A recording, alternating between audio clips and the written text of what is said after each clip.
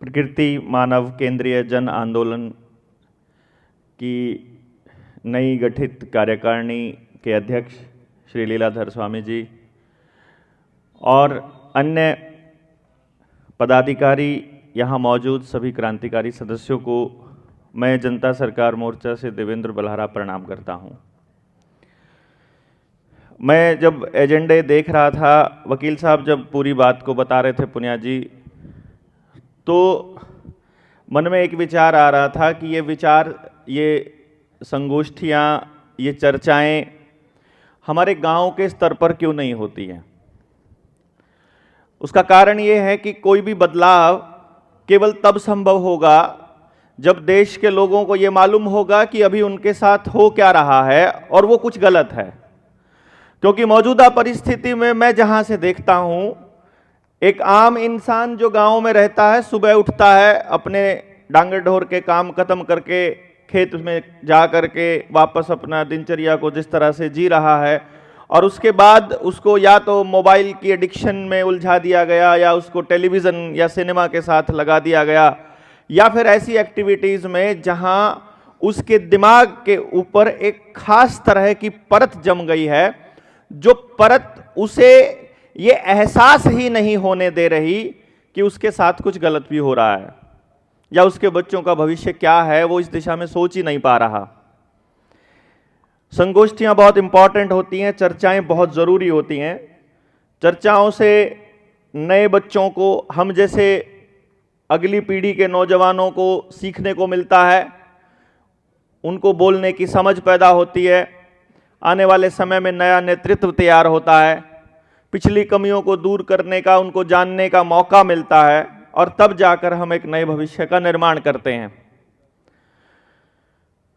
बहुत बार ऐसा होता है कि हमारी बातें सिर्फ कहने भर की हो जाती हैं, हम बोलते बहुत ज़्यादा हैं। मेरे जैसा आदमी सारा दिन बोलता ही बोलता रहता है, करता बहुत कुछ कम है, मतलब ज़्यादा करता नहीं है, तो वो बोलने बोलने में ही रह जाती हैं।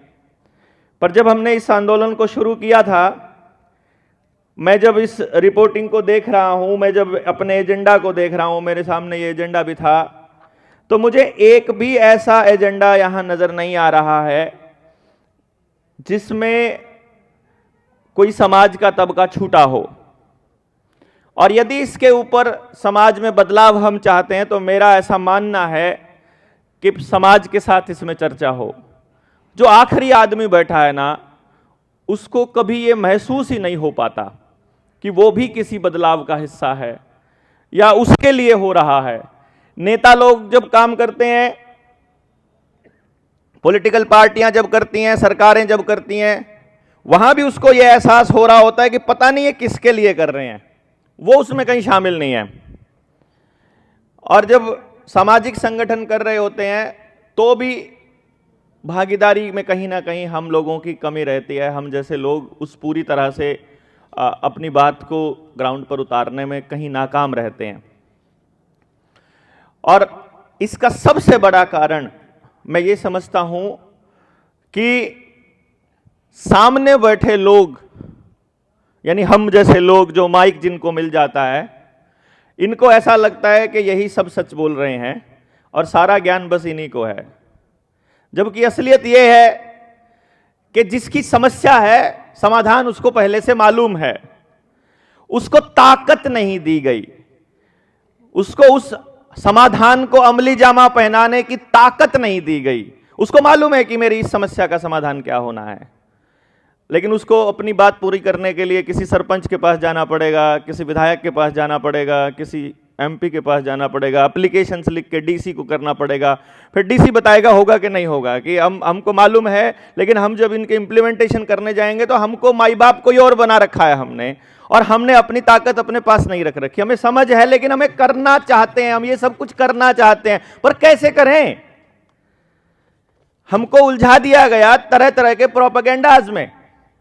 तो जनता सरकार मोर्चा ने यह तय किया कि भाई पहले समझ तो लो, ये पूरा का पूरा अगर एजेंडा इंप्लीमेंट हो जाता है, पूरी व्यवस्था परिवर्तन जिसकी लड़ाई आज से पहले कभी नेताजी सुभाष चंद्र बोस ने सपना लिया हो, सपना देखा हो, भाई भगत सिंह जो बात कर रहे थे वही तो बात है ये, समाजवाद की बात, जिसके अंदर समानता की बात हो, जिसमें एक पक्ष के पास बहुत सारा पैसा ना हो, सारा धन एक जगह पर केंद्रित ना हो जाए।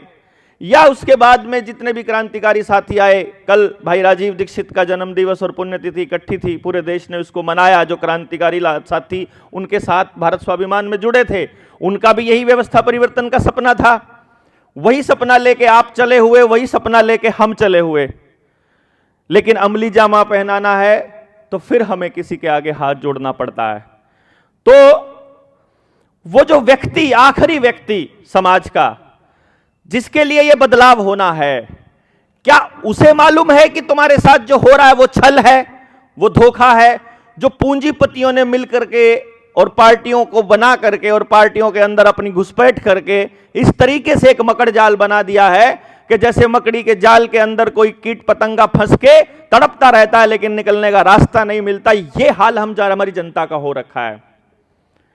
तो हमने ये तय किया कि व्यवस्था बदलने के लिए सबसे पहले समाज के लोगों को यह समझना पड़ेगा कि व्यवस्था क्या है। दूसरा यह समझना पड़ेगा कि इस व्यवस्था में गलत क्या है, जो कि अभी डिस्कशन हुआ पिछले 3 दिन में जितना मैं समझ पाया। फिर यह देखना पड़ेगा कि इसका सही विकल्प क्या है, वो भी अपने पास मौजूद है। फिर इसको कैसे किया जाएगा, फिर यह तीसरा पॉइंट आता है, और चौथा, और उसके बाद अगला पॉइंट आता है, इसको करेगा कौन। कौन is the most important part, क्योंकि कर केवल वो सकता है जिसको इस पूरे कॉन्सेप्ट की समझ होगी, और समझ पैदा होने में वक्त लगता है। और हम जैसे जल्दबाजी करने वाले लोगों के पास वक्त की ही कमी होती है। उनको लगता है अपने जीवन में खत्म कर जाओ बस फटाफट, क्योंकि उनको दुनिया को दिखाना होता है। जैसे हम जैसे लोगों को सड़क पे चलते हुए कोई पूछ लेता है, इतना बोलते हो, इतना चिल्लाते हो, तुमने क्या बदल दिया, तुमने क्या बिगाड़ लिया, तुमने कर क्या लिया। क्योंकि जितने संगठन अभी तक मैं देख रहा हूं, सब समाज के उत्थान में लगे हुए हैं। लाखों की संख्या में एनजीओज, किसान संगठन, पॉलिटिकल पार्टियां और दूसरे संगठन हैं जो समाज सेवा में लगे हुए हैं, लाखों की संख्या में। अगर उनके प्रधान भी अगर इकट्ठे होकर के एक मंच पे इकट्ठे हो जाए ना, सिर्फ प्रधान, मतलब मैं बाकी की तो बात ही नहीं करता हूं जी, जो उनके पीछे जनता है उसकी तो बात ही नहीं हो रही है, तो भी व्यवस्था परिवर्तन की तरफ बड़ा कदम उठाया जा सकता है। तो हम आमतौर पे, अगर मैं ये कहूं कि एक भातृत्व संगठन होने के नाते, एक हमदर्द संगठन होने के नाते, यदि मैं अपनी बात रखता हूं जनता सरकार मोर्चा की तरफ से, तो हम जब जनता के बीच में जाते हैं तो हम 2-3 बातें बताते हैं। ज़्यादा डिटेल में नहीं जाऊंगा इसमें, मेरे पास समय कितना रहेगा मैं उसी हिसाब से अपनी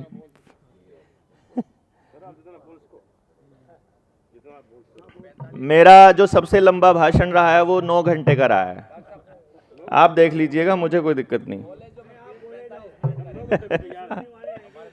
नहीं, अपने वाला पूरा 4 घंटे का भी रहेगा, उसकी गारंटी मेरी है। 45 मिनट वाला नहीं।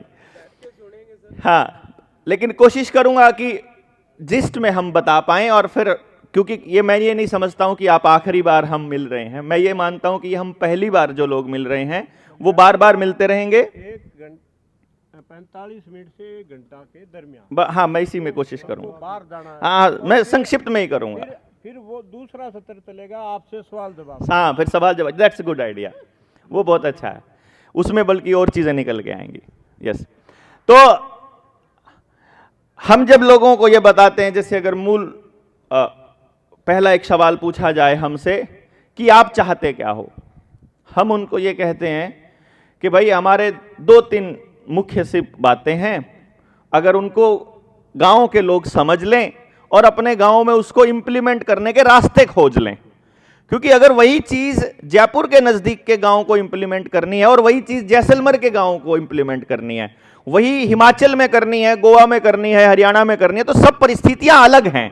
तो वहां पर हम नहीं बता सकते कि आपको कैसे इंप्लीमेंट करना है, क्योंकि वहां की लोकल परिस्थितियां बताएंगी कि वो चीजें कैसे इंप्लीमेंट होंगी। पर मुख्य बात यह है कि जल, जंगल, जमीन और जानवर, इन 4 चीजों के फैसले लेने का अधिकार केवल और केवल वहां के जन को होना चाहिए, वहां की लोकल आबादी को होना चाहिए। उसमें कोई डेप्यूटी कलेक्टर, कोई एसडीएम, कोई तहसीलदार, कोई सरकार नहीं चाहिए। जंगल मेरे गांव का है, मेरा गांव तय करेगा और गांव की पंचायत तय नहीं करेगी। क्योंकि for your kind information and others, simple सी बात है, इन्होंने इस मेंबरी के चुनाव में भी पॉलिटिकल पार्टियां घुसा दी गई हैं। और पॉलिटिकल पार्टी जहां घुस जाएगी, क्योंकि पॉलिटिकल पार्टियां या तो प्राइवेट लिमिटेड कंपनी है आज के टाइम पर, या किसी प्राइवेट लिमिटेड कंपनी का पालतू कुत्ता उस पॉलिटिकल पार्टी में बैठा है। मतलब वो उन्होंने पाल रखे हैं पैसे दे करके, उनका कोई समाज से कोई लेना देना नहीं है। और बाजार अगर पॉलिटिकल पार्टी को कंट्रोल करेगा तो सरकार किसी की भी बन जाए, चेहरा कोई भी हो, राजस्थान अरसे से देख रहा है, हरियाणा अरसे से देख रहा है, पूरा भारत अरसे से देख रहा है, जिस वक्त आपको रगड़ना होता है वो उस वक्त वही हो रहा होता है। आज अगर आपके ये क्या नाम, पाली जिले के आसपास के अगर जंगल कट रहे हैं आदिवासियों के, तो उसके लिए भाजपा अगर जिम्मेदार है, तो इससे पहले हसदेव कांग्रेस उजाड़ रही थी, अब बीजेपी उजाड़ रही है। वहीं पर आप देखेंगे तमिलनाडु में भी यही हो रहा है, कश्मीर में भी यही हो रहा है, आसाम में भी यही हो रहा है।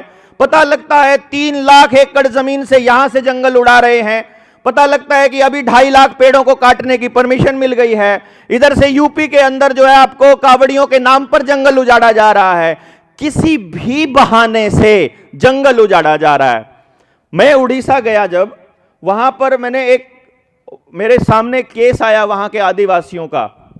अभी रतन टाटा मरा है, उसको बीजेपी वाले बड़े, कोई बैठा हो तो सॉरी, लेकिन मेरे लिए बराबर है कांग्रेस बीजेपी, पर क्योंकि इस टाइम मौजूदा सरकार में बीजेपी है केंद्र में, तो उसके समर्थित लोगों ने एक कैंपेन चला रखा था जब रतन टाटा जिंदा था, कि उसको बोले तो भारत रत्न दिया जाए, काइंड ऑफ फेसबुक पे आ जाता था क्या इसको भारत रत्न मिलना चाहिए।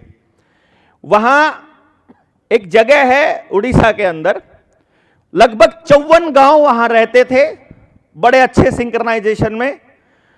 पास में ही 1000 एकड़ जमीन खाली पड़ी है, बंजर पड़ी है। लेकिन नहीं, टाटा को अपनी स्टील फैक्ट्री वो जंगल उजाड़ कर, वो गांव उजाड़ कर ही बनानी है। वो आदिवासी कह रहे हैं कि यहां जरूरत क्या है जब वो खाली पड़ी है, तुम्हें फैक्ट्री बनाने के लिए खाली जगह चाहिए या तुम्हें उपजाऊ जगह चाहिए, ये बताओ ना, कि यही जगह चाहिए। कारण क्या है, उनको आदिवासी उजाड़ने हैं। अब जब आदिवासियों के बीच में जाना शुरू किया तो पता चला कि असल में आदिवासी क्यों उजाड़ने हैं। क्योंकि असली बीमारी की जड़ तक अगर हम नहीं जाएंगे तो बात समझ में नहीं आएगी। हमने एक सवाल पूछने की कोशिश करी कि सरकार का आदेश है, सरकार का आदेश है, सरकार का आदेश है। हमने पूछा सरकार कौन? सरकार कौन? क्या डीसी सरकार होती है? ना, वो भी सरकारी कर्मचारी है। तो फिर एमएलए होता है? ना, वो भी तनख्वाह लेता है। एमपी तनख्वाह लेता है, प्रधानमंत्री तनख्वाह लेता है, सीएम तनख्वाह लेता है, चीफ सेक्रेटरी तनख्वाह लेता है, एडिशनल चीफ सेक्रेटरी तनख्वाह लेता है, जितने अफसर बैठे तनख्वाह लेते हैं, जितने मंत्री बैठे तनख्वाह लेते हैं, प्रधानमंत्री से चपड़ासी और राष्ट्रपति, हर आदमी तनख्वाह ले रहा है। तनख्वाह लेने वाला तो OIGS है, ऑन इंडिया गवर्नमेंट सर्विस। अगर वो ऑन इंडिया गवर्नमेंट सर्विस है तो वो गवर्नमेंट कौन है? वो गवर्नमेंट क्या है? What is government of India? Bharat सरकार क्या है? तो मालूम पड़ता है अवधारणा को ही गायब कर दिया गया। हमको यह बताया गया, हम छोटे छोटे थे ना, जब हमारी सामाजिक शास्त्र की किताबों में पढ़ा करके हमारा ब्रेन वॉश किया। पहले 6ठी में वही पढ़ाएंगे, फिर 7वीं में वही पढ़ाएंगे, फिर 8वीं में वही पढ़ाएंगे, उसी का पेपर होगा, वही याद करना पड़ेगा। फिर 9वीं में, फिर 10वीं में, फिर 11वीं में, फिर 12वीं में, फिर यूपीएससी का एग्जाम हो उसमें भी वही पढ़ाएंगे, क्लर्की का एग्जाम हो उसमें भी वही, आपका जो करना है उसके अंदर बच्चे को यही पढ़ाया जाएगा कि 3 धुरियां हैं, एक कलेक्ट्रेट जिसको हम ब्यूरोक्रेसी बोलते हैं, एक नेतागण जिसको विधायिका और वो बोलते हैं, और एक सुप्रीम कोर्ट जिसको वो बोलते बस यही व्यवस्था है, इसी को व्यवस्था बोलते हैं। फिर वो व्यवस्था क्या थी जहां एक भी आदमी भूखा नहीं मरता था, जहां किसी के साथ अन्याय नहीं होता था, और जहां हर घर के अंदर सोना और चांदी था और कोई बीमार नहीं था? वो व्यवस्था क्या थी? फिर भारत की यह व्यवस्था आप लोगों ने तो देखी है, जो बुजुर्ग यहां बैठे हुए हैं, आपने तो अपने बचपन में उस जीवन को देखा है, मैंने भी देखा है वो जीवन। इसलिए मैं इतनी स्ट्रांगली बोल सकता हूं कि भाई, पुलिस वाला गांव में एंट्री करने से पहले गांव के आदमी को बताएगा, जाकर एक आदमी को भेजेगा अड्डे पे से, अड्डे पे जाकर बैठ जाएगा और वहां से बंदे को भेजेगा कि जाओ जाकर पूछ के आओ नंबरदार जी से, सरपंच जी से, प्रधान जी से कि गांव में आ जाएं क्या, एक चोरी का मामला आया है, उसका नाम संदिग्ध है, जांच करने के लिए गांव में आना। एंट्री करने से पहले डरते थे वो। आज वो सड़क पर चलते हुए आपसे वसूली करते हैं, अवैध वसूली। आप बिना खड़े हुए कैमरा लगा करके आपके पैसे खाते में से उड़ा देते हैं। आज के टाइम पर तो वो आपको कुछ पूछने की जरूरत ही नहीं है, आपके घर पे सीधा चालान ही आया मिलता है। और वो दौर था जब वो आपके गांव में घुसने से पहले भी डरते थे।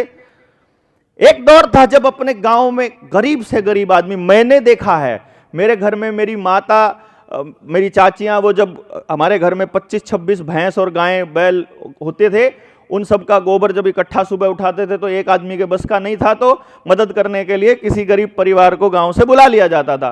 वो जो गरीब परिवार की चाची आती थी, हम चाची बोलते थे, उसके हाथों में मैंने सोना और चांदी देखा है गले में डला हुआ।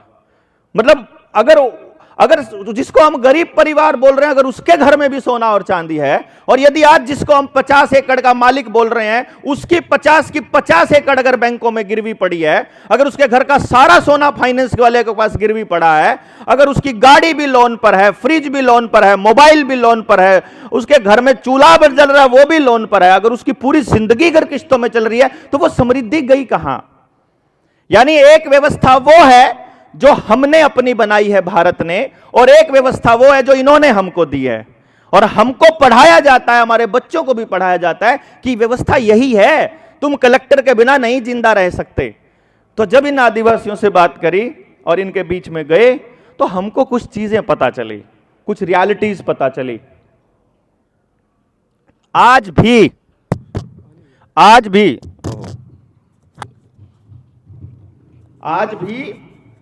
वापी जिले में, गुजरात के वापी जिले में जाइए आप, वहां आदिवासी कबीला है, एसी केसरी सिंह भारत सरकार के नाम से एक इलाका है, जहां के आदिवासी अपने एरिया के बाहर एक बड़ा बोर्ड लगा के टांगते हैं, हम भारत सरकार हैं। और उन्होंने इसके ऊपर 1969 में अपना डिक्लेरेशन दिया था यूनाइटेड नेशंस को, कॉमनवेल्थ को, जो सारे जितने कॉमनवेल्थ के कंट्रीज हैं, इंदिरा गांधी उस टाइम पे प्रधान मिनिस्टर हुआ करती थी, और उसके बाद उसकी संतान, और उसके बाद उसकी संतान, मतलब अभी आज के टाइम पर भारत सरकार बनी। हमने कहा तुम भारत सरकार कैसे हो गए भाई? तुम अपने आप को भारत सरकार बोलते हो, तुमको कोई बोलता नहीं है। वो बोलेगा कैसे? डीसी तो जब मैं जाता हूं खड़ा होता है, क्योंकि तुम्हारे जाने से। कहते नहीं, हमारे कबीले का कोई भी आदमी चला जाए डीसी को खड़ा होना पड़ता है, बिकॉज हम भारत सरकार हैं। तो तुम भारत सरकार हो, तो तुम भी भारत सरकार, तुम भी भारत सरकार, तुम भी भारत सरकार, हां हम सारे भारत सरकार। ऐसा कैसे? बोला देखो, वो लेते हैं तनख्वाह के बदले करते हैं काम, वो है नौकर। नौकर को तनख्वाह जो देगा वो मालिक होगा, जिसकी सेवा के लिए उनको बिठाया गया है वही भारत सरकार होगी। भारत सरकार सेवार्थ, OIGS। तो तनख्वाह, उसको पावर किसने दी? मैंने दी। उसको बिठाया किसने? मैंने। उसकी सैलरी कहां से आती है? मेरे पैसे से, मेरे टैक्स के पैसे से। मेरा अनाज उगता है तो उसको पैसा मिलता है। मैं उससे कुछ नहीं लेता हूं, मैं उसको देता हूं, और मैं इसलिए भारत सरकार का डिक्लेरेशन मैंने अपना किया। तो ये कौन कौन कर सकता है इस देश के अंदर? तब उन्होंने हमें बताया पूरी सच्चाई कि देखो ऐसा है, इस देश में जो आदमी बाहर से आया है उसे डॉक्यूमेंट बनवाने पड़ेंगे, उसे कागज बनवाने पड़ेंगे। तो जिस भी आदमी के पास कोई भी डॉक्यूमेंट है वो इस देश में शरणार्थी है, वो इस देश के अंदर रिफ्यूजी माना जाएगा। जिसने अपने बाप दादाओं की जमीन छोड़ दी वो शरणार्थी माना जाएगा। जिसने भी अपना गांव छोड़कर शहर में शिफ्ट हो गया और वहां का कोई भी डॉक्यूमेंट बनवा लिया वो रिफ्यूजी माना जाएगा। वो भारत सरकार, वो मालिक नहीं रहेगा देश के अंदर। तब तक वो मालिक है जब तक वो किसी की अधिकारी से या किसी एजेंसी से कोई पैसा, कोई स्टाइफंड, कोई बोले तो सब्सिडी नहीं लेता है। अच्छा, तो ये सब्सिडी इसलिए दी गई थी कि जैसे ही आप लेते हो आप रिफ्यूजी हो जाते हो, जब तक आप दे रहे हो तब तक आप मालिक हो जी। तो फिर इसका क्या इलाज है? तो उन्होंने हमें बताया कि हम लोगों ने पूरे के पूरे एरिया ने इकट्ठा होकर के हर आदमी ने अपना ड्राइविंग लाइसेंस, अपना वोटर कार्ड, अपना आधार कार्ड सब सरकार को सरेंडर कर दिया 2015 में। सरेंडर करने के बाद, और यह काम पहले से चल रहा था, लेकिन उस टाइम पर जो पुलिस अधिकारी और डेप्यूटी कलेक्टर उनके गांव में घुसने लग गए थे, उनके इलाके में घुसने लग गए, तो उसका इलाज उन्होंने निकाला कि तुम घुस कैसे सकते हो। तो फिर डेप्यूटी कलेक्टर ने उनको बताया कि देखो तुम्हारे पास अब डॉक्यूमेंट है, अब तुम हमारे गुलाम एक तरह से, अब तुम रिफ्यूजी हो, अब तुमको हमारी माननी पड़ेगी सिर्फ इस कागज से। बोला हाँ, क्योंकि ये डॉक्यूमेंट आपको इस देश में कमर्शियल एक्टिविटी करने की परमिशन दे के लिए है।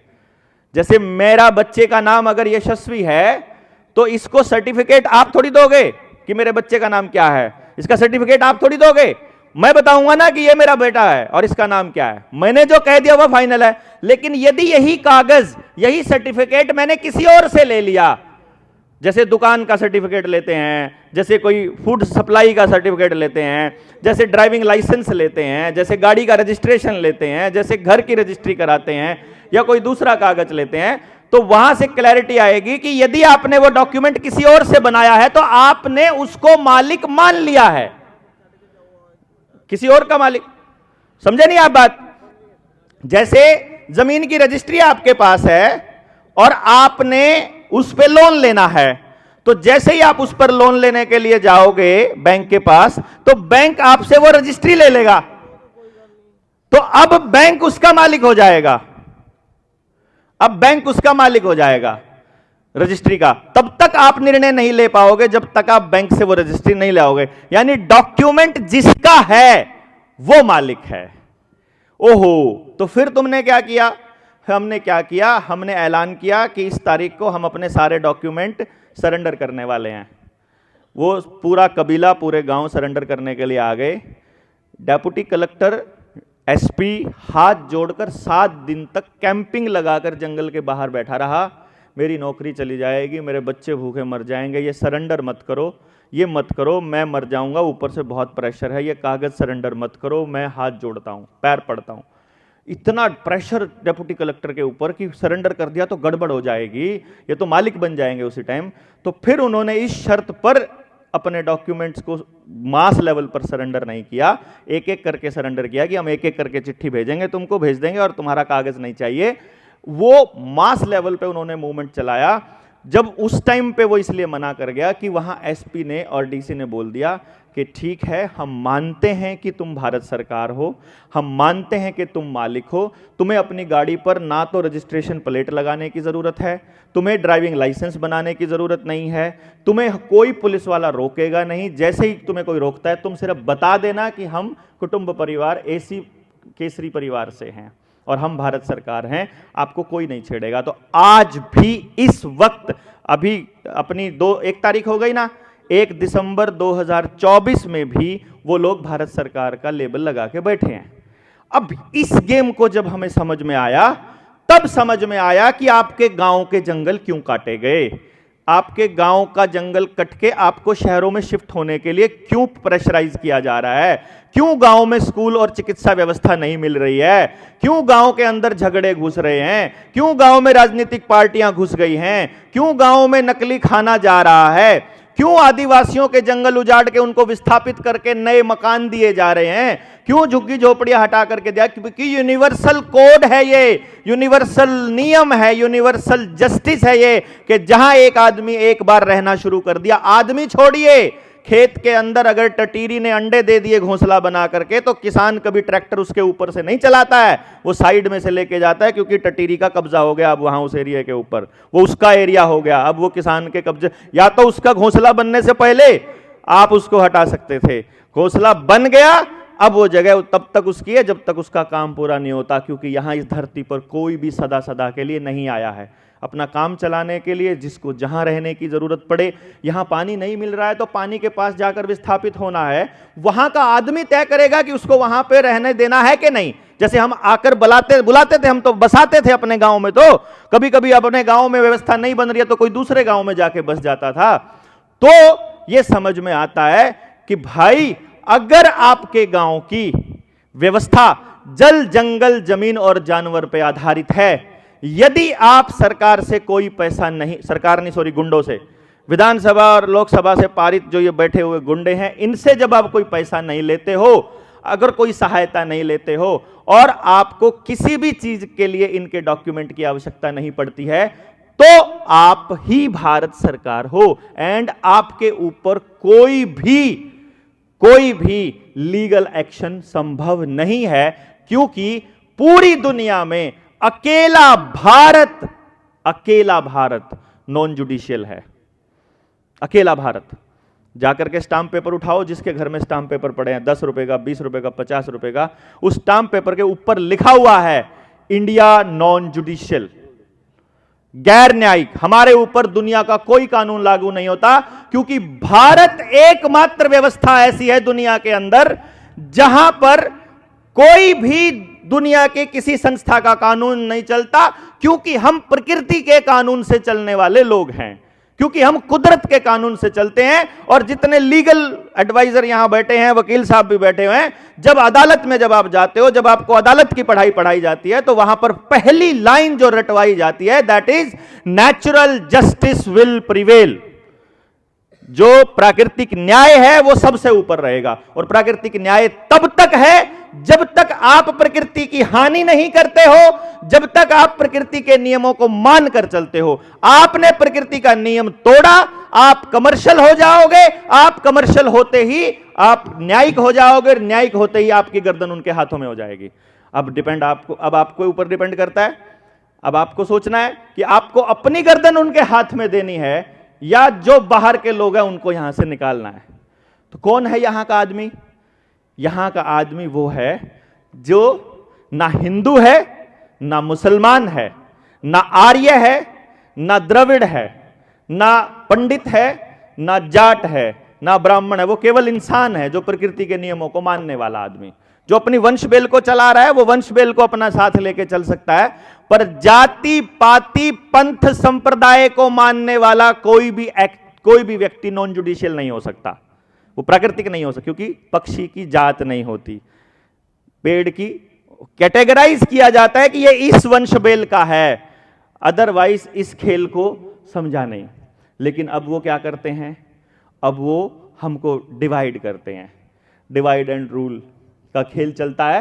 कैसे कि रिजर्वेशन वाले, नॉन रिजर्वेशन वाले, इधर जो है हरियाणा, इधर चल पड़ेगा अपने राजस्थान में चलेगा राजपूत गैर राजपूत, उधर हमारे वहाँ चल पड़ेगा जाट गैर जाट, उधर चल पड़ेगा जी मतलब मुसलमान वर्सेस गैर मुसलमान। जब हिंदुओं की बारी आएगी तो फिर उनके अंदर कैटेगराइज कर दिया जाएगा, जाट वर्सेस ब्राह्मण कर देंगे, जाट वर्सेस राजपूत कर देंगे। और इस तरह से हमको जैसे ही हम कैटेगराइज होते हैं, उसी वक्त हम नेचुरल जस्टिस को डिनाई कर देते हैं, और नेचुरल जस्टिस डिनाई होते ही हम लीगल व्यवस्था की चंगुल में फंस जाते हैं। यही व्यवस्था झारखंड के जंगलों में हो रहा है, छत्तीसगढ़ के हसदेव में जाकर देखोगे यही हो रहा है, उधर लेह लद्दाख की जमीनों पर कब्जा करने की बात हो रही हो, वहां भी यही हो रहा है। हर प्राकृतिक संसाधन को कॉरपोरेट ने कब्जा करने के लिए यह खेल खेला हुआ है, और कॉरपोरेट सहारा ले रहा है पॉलिटिकल पार्टियों का।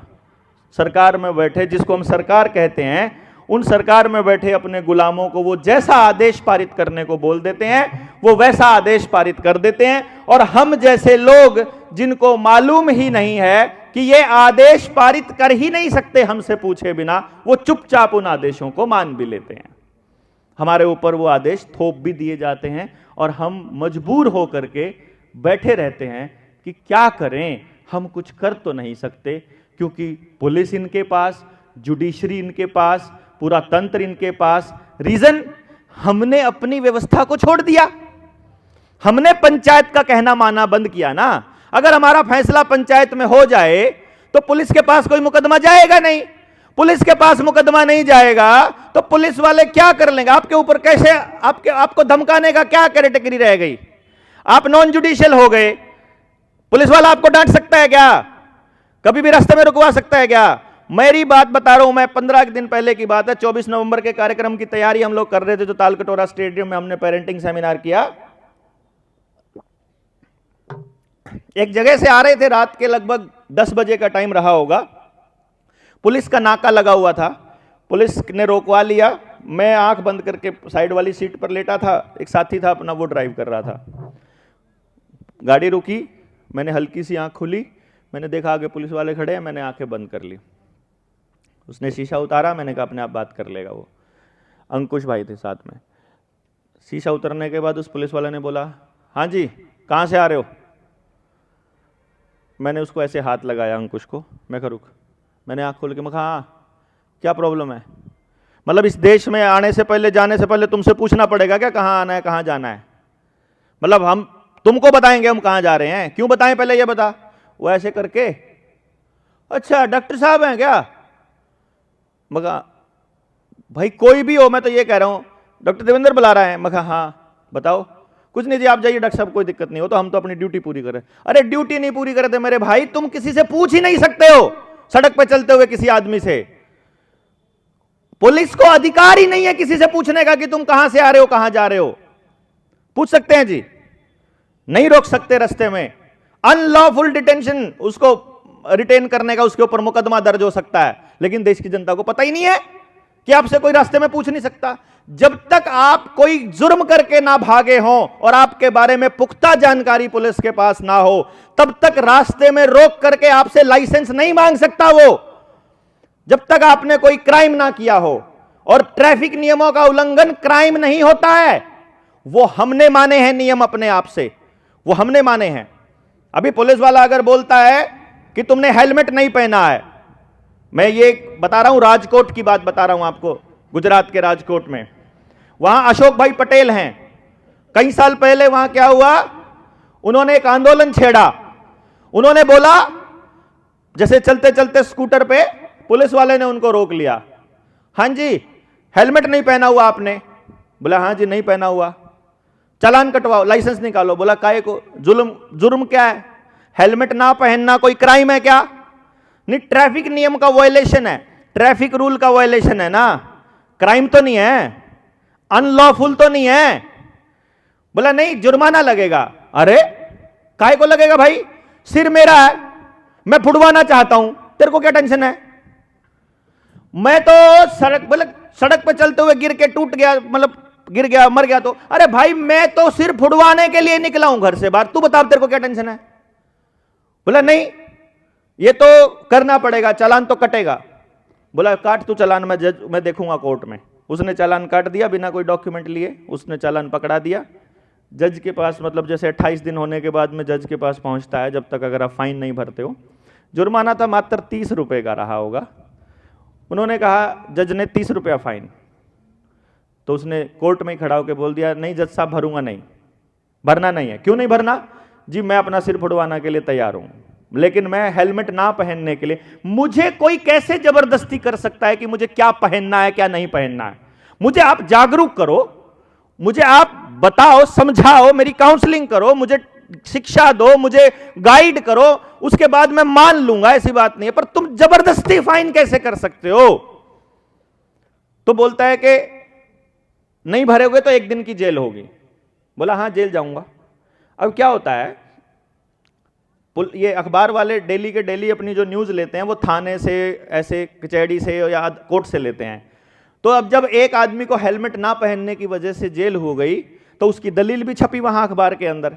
अखबार में दलील छपी तो सारे के सारे राजकोट के अंदर यह खबर फैल गई कि अशोक भाई पटेल जो इतने अच्छे सामाजिक कार्यकर्ता हैं, उनको जेल हो गई हेलमेट ना पहनने की वजह से। अब वो जेल से बाहर आए अगले दिन तो आना ही था उनको, 1 दिन की जेल थी खाली। अगले दिन शाम को जब वो वापस आए तो वहां मीडिया का जमावड़ा था। मीडिया वालों ने उनसे फिर पूछ लिया, हां जी आप 1 दिन की जेल में गए? बोला हां।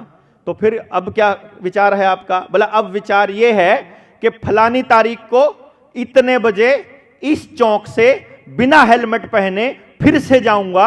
अब पुलिस वालों में हिम्मत है तो दोबारा काट के दिखाओ चालान। वो दोबारा गए उसी तारीख में, और साथ में उसने वहां के आईजी को चिट्ठी लिखी कि इस तारीख में निकल रहा हूं, मैं बिना हेलमेट के निकल रहा हूं और तू रोक के दिखा मुझे। अब आईजी की नाक का सवाल बन गया, क्योंकि अखबारों में छप गई। एसपी की नाक का सवाल बन गया। वहां फिर पुलिस खड़ी मिली, वहां फिर पकड़ा उनको, फिर जेल हुई 2 दिन की। 2 दिन की जेल के बाद फिर अखबार में छपा, तीसरी बार फिर जेल में गए, ऐसे ही आते ही फिर कहा कि मैं इस तारीख को फिर निकलूंगा और तुम रोक के दिखाना। तीसरी बार उनको जेल हुई 8 दिन की, लेकिन जब 8 दिन की जेल हुई तो जेल में 26 लोग जेल के अंदर वैसे थे जो बिना हेलमेट के अंदर थे, उनके साथ में ही 26 लोग। और बाहर निकलते ही फिर कहा मैं फिर तोड़ूंगा। अगली बार वो बिना हेलमेट के फिर निकले, फिर पुलिस वालों ने टोका, लेकिन अब की बार उनका चालान नहीं हुआ, बल्कि अब राजकोट छोड़िए पूरे गुजरात में हेलमेट का चालान नहीं है। आज के टाइम भी, आज भी नहीं है, कोई नहीं पुलिस वाला रोक के चालान करता है हेलमेट का। अब तो गुलाम से ज्यादा हो गए हैं तो ज्यादा कटने लग गए होंगे, बात अलग है, वो ऑनलाइन उससे आ जाते हैं, घर पे आ जाते हैं, वो अलग पॉइंट है, लेकिन अभी भी हेलमेट का चालान नहीं है वहां। ये 1 दशक पहले से भी पहले की बात है, दशक से भी पहले की बात, यानी 10 साल से फालतू का टाइम हो गया। मेरा कहने का अर्थ क्या है, यदि हमें मालूम है कि नेचुरल जस्टिस क्या है, यदि हमें अपने अधिकारों का पता है, यदि हमें अपनी व्यवस्था बनाने की हमारे अंदर समझ है, जो कि पैदा होगी डिस्कशन से, जो कि पैदा होगी असहमति से, जो कि पैदा होगी असहमति पर सहमत होने से, कि मैं आपसे सहमत नहीं हूं, इस बात पर हम दोनों सहमत हो जाते हैं, क्या फर्क पड़ता है, आप ऐसा सोचते हो मैं ऐसा सोचता हूं, उससे क्या फर्क पड़ता है। मैं आपको स्वीकार तो कर सकता हूं ना समाज के आदमी के तौर पर, आप मुझे समाज स्वीकार तो कर लीजिए। अरे मैं एक नेता को नहीं मानता, मैं एक नेता का विरोध करता हूं, तो इसमें बुरा क्या है। अगर किसी का समर्थन करना बुरा है तो किसी का विरोध करना बुरा है, तो समर्थन भी तो बुरा है, फिर ऐसे थोड़ी होता है। तो मैं जो सोचता हूं, मैं अपनी सोच के साथ एक इंसान हूं, मुझे इतना एक्सेप्ट कर लिया जाए। और यदि मैं कोई ऐसा कार्य करता हूं जो कि समाज के हित में नहीं है या समाज का नुकसान कर रहा है, तो क्या मेरा समाज इतना निकम्मा हो गया है कि वो बैठ करके ये निर्णय भी नहीं ले सकता कि जो गलत हो रहा हो तो उसको ठीक कैसे करना है। मैं नहीं समझता। मैं ये मानता हूं सिर्फ समाज को यह एहसास करा दिया गया कि तुम निकम्मे हो गए हो, तुम्हारे बस का कुछ नहीं है, तुम्हारे हाथ में कुछ नहीं है, जो करेगा पॉलिटिकल पार्टी करेगा। लेकिन मैं फिर एक बात देश के लोगों को, आप सब लोगों को बताना चाहूंगा, कोई भी व्यक्ति जो भी काम करेगा अपने लाभ के लिए करेगा।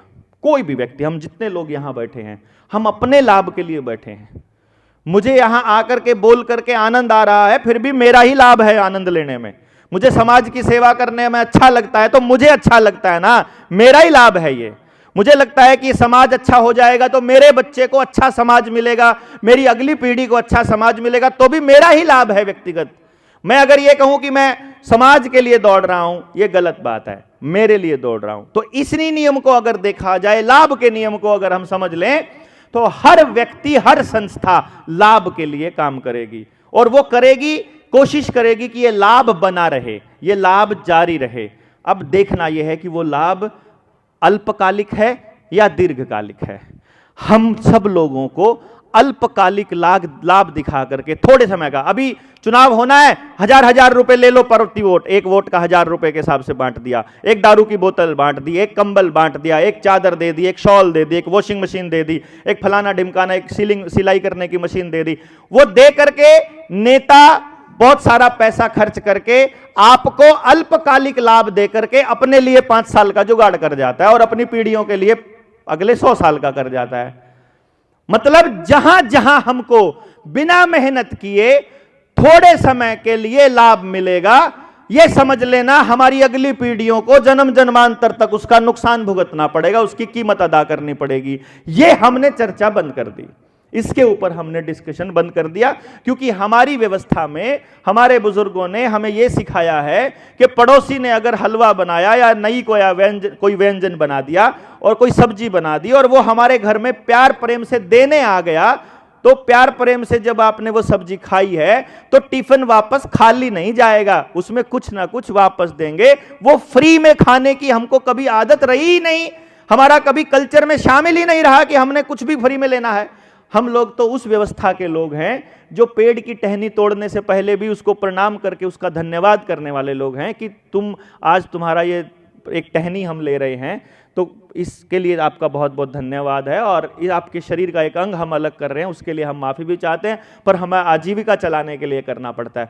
पर ये हरामखोर शराब की फैक्ट्री बनाने के लिए जंगल काट रहे हैं, ये लोग इथेनॉल की फैक्ट्री बनाने के लिए जंगल काट रहे हैं। अरे कैसे कोई समझाए इनको, पर्यावरण प्रदूषण के नाम पर इन्होंने जो इलेक्ट्रिक कार बनाई है, उस कार को बनाने में इतना पर्यावरण प्रदूषण पहले से ही हो चुका है, जो कि डीजल और पेट्रोल की गाड़ियां 50 साल में भी नहीं करती।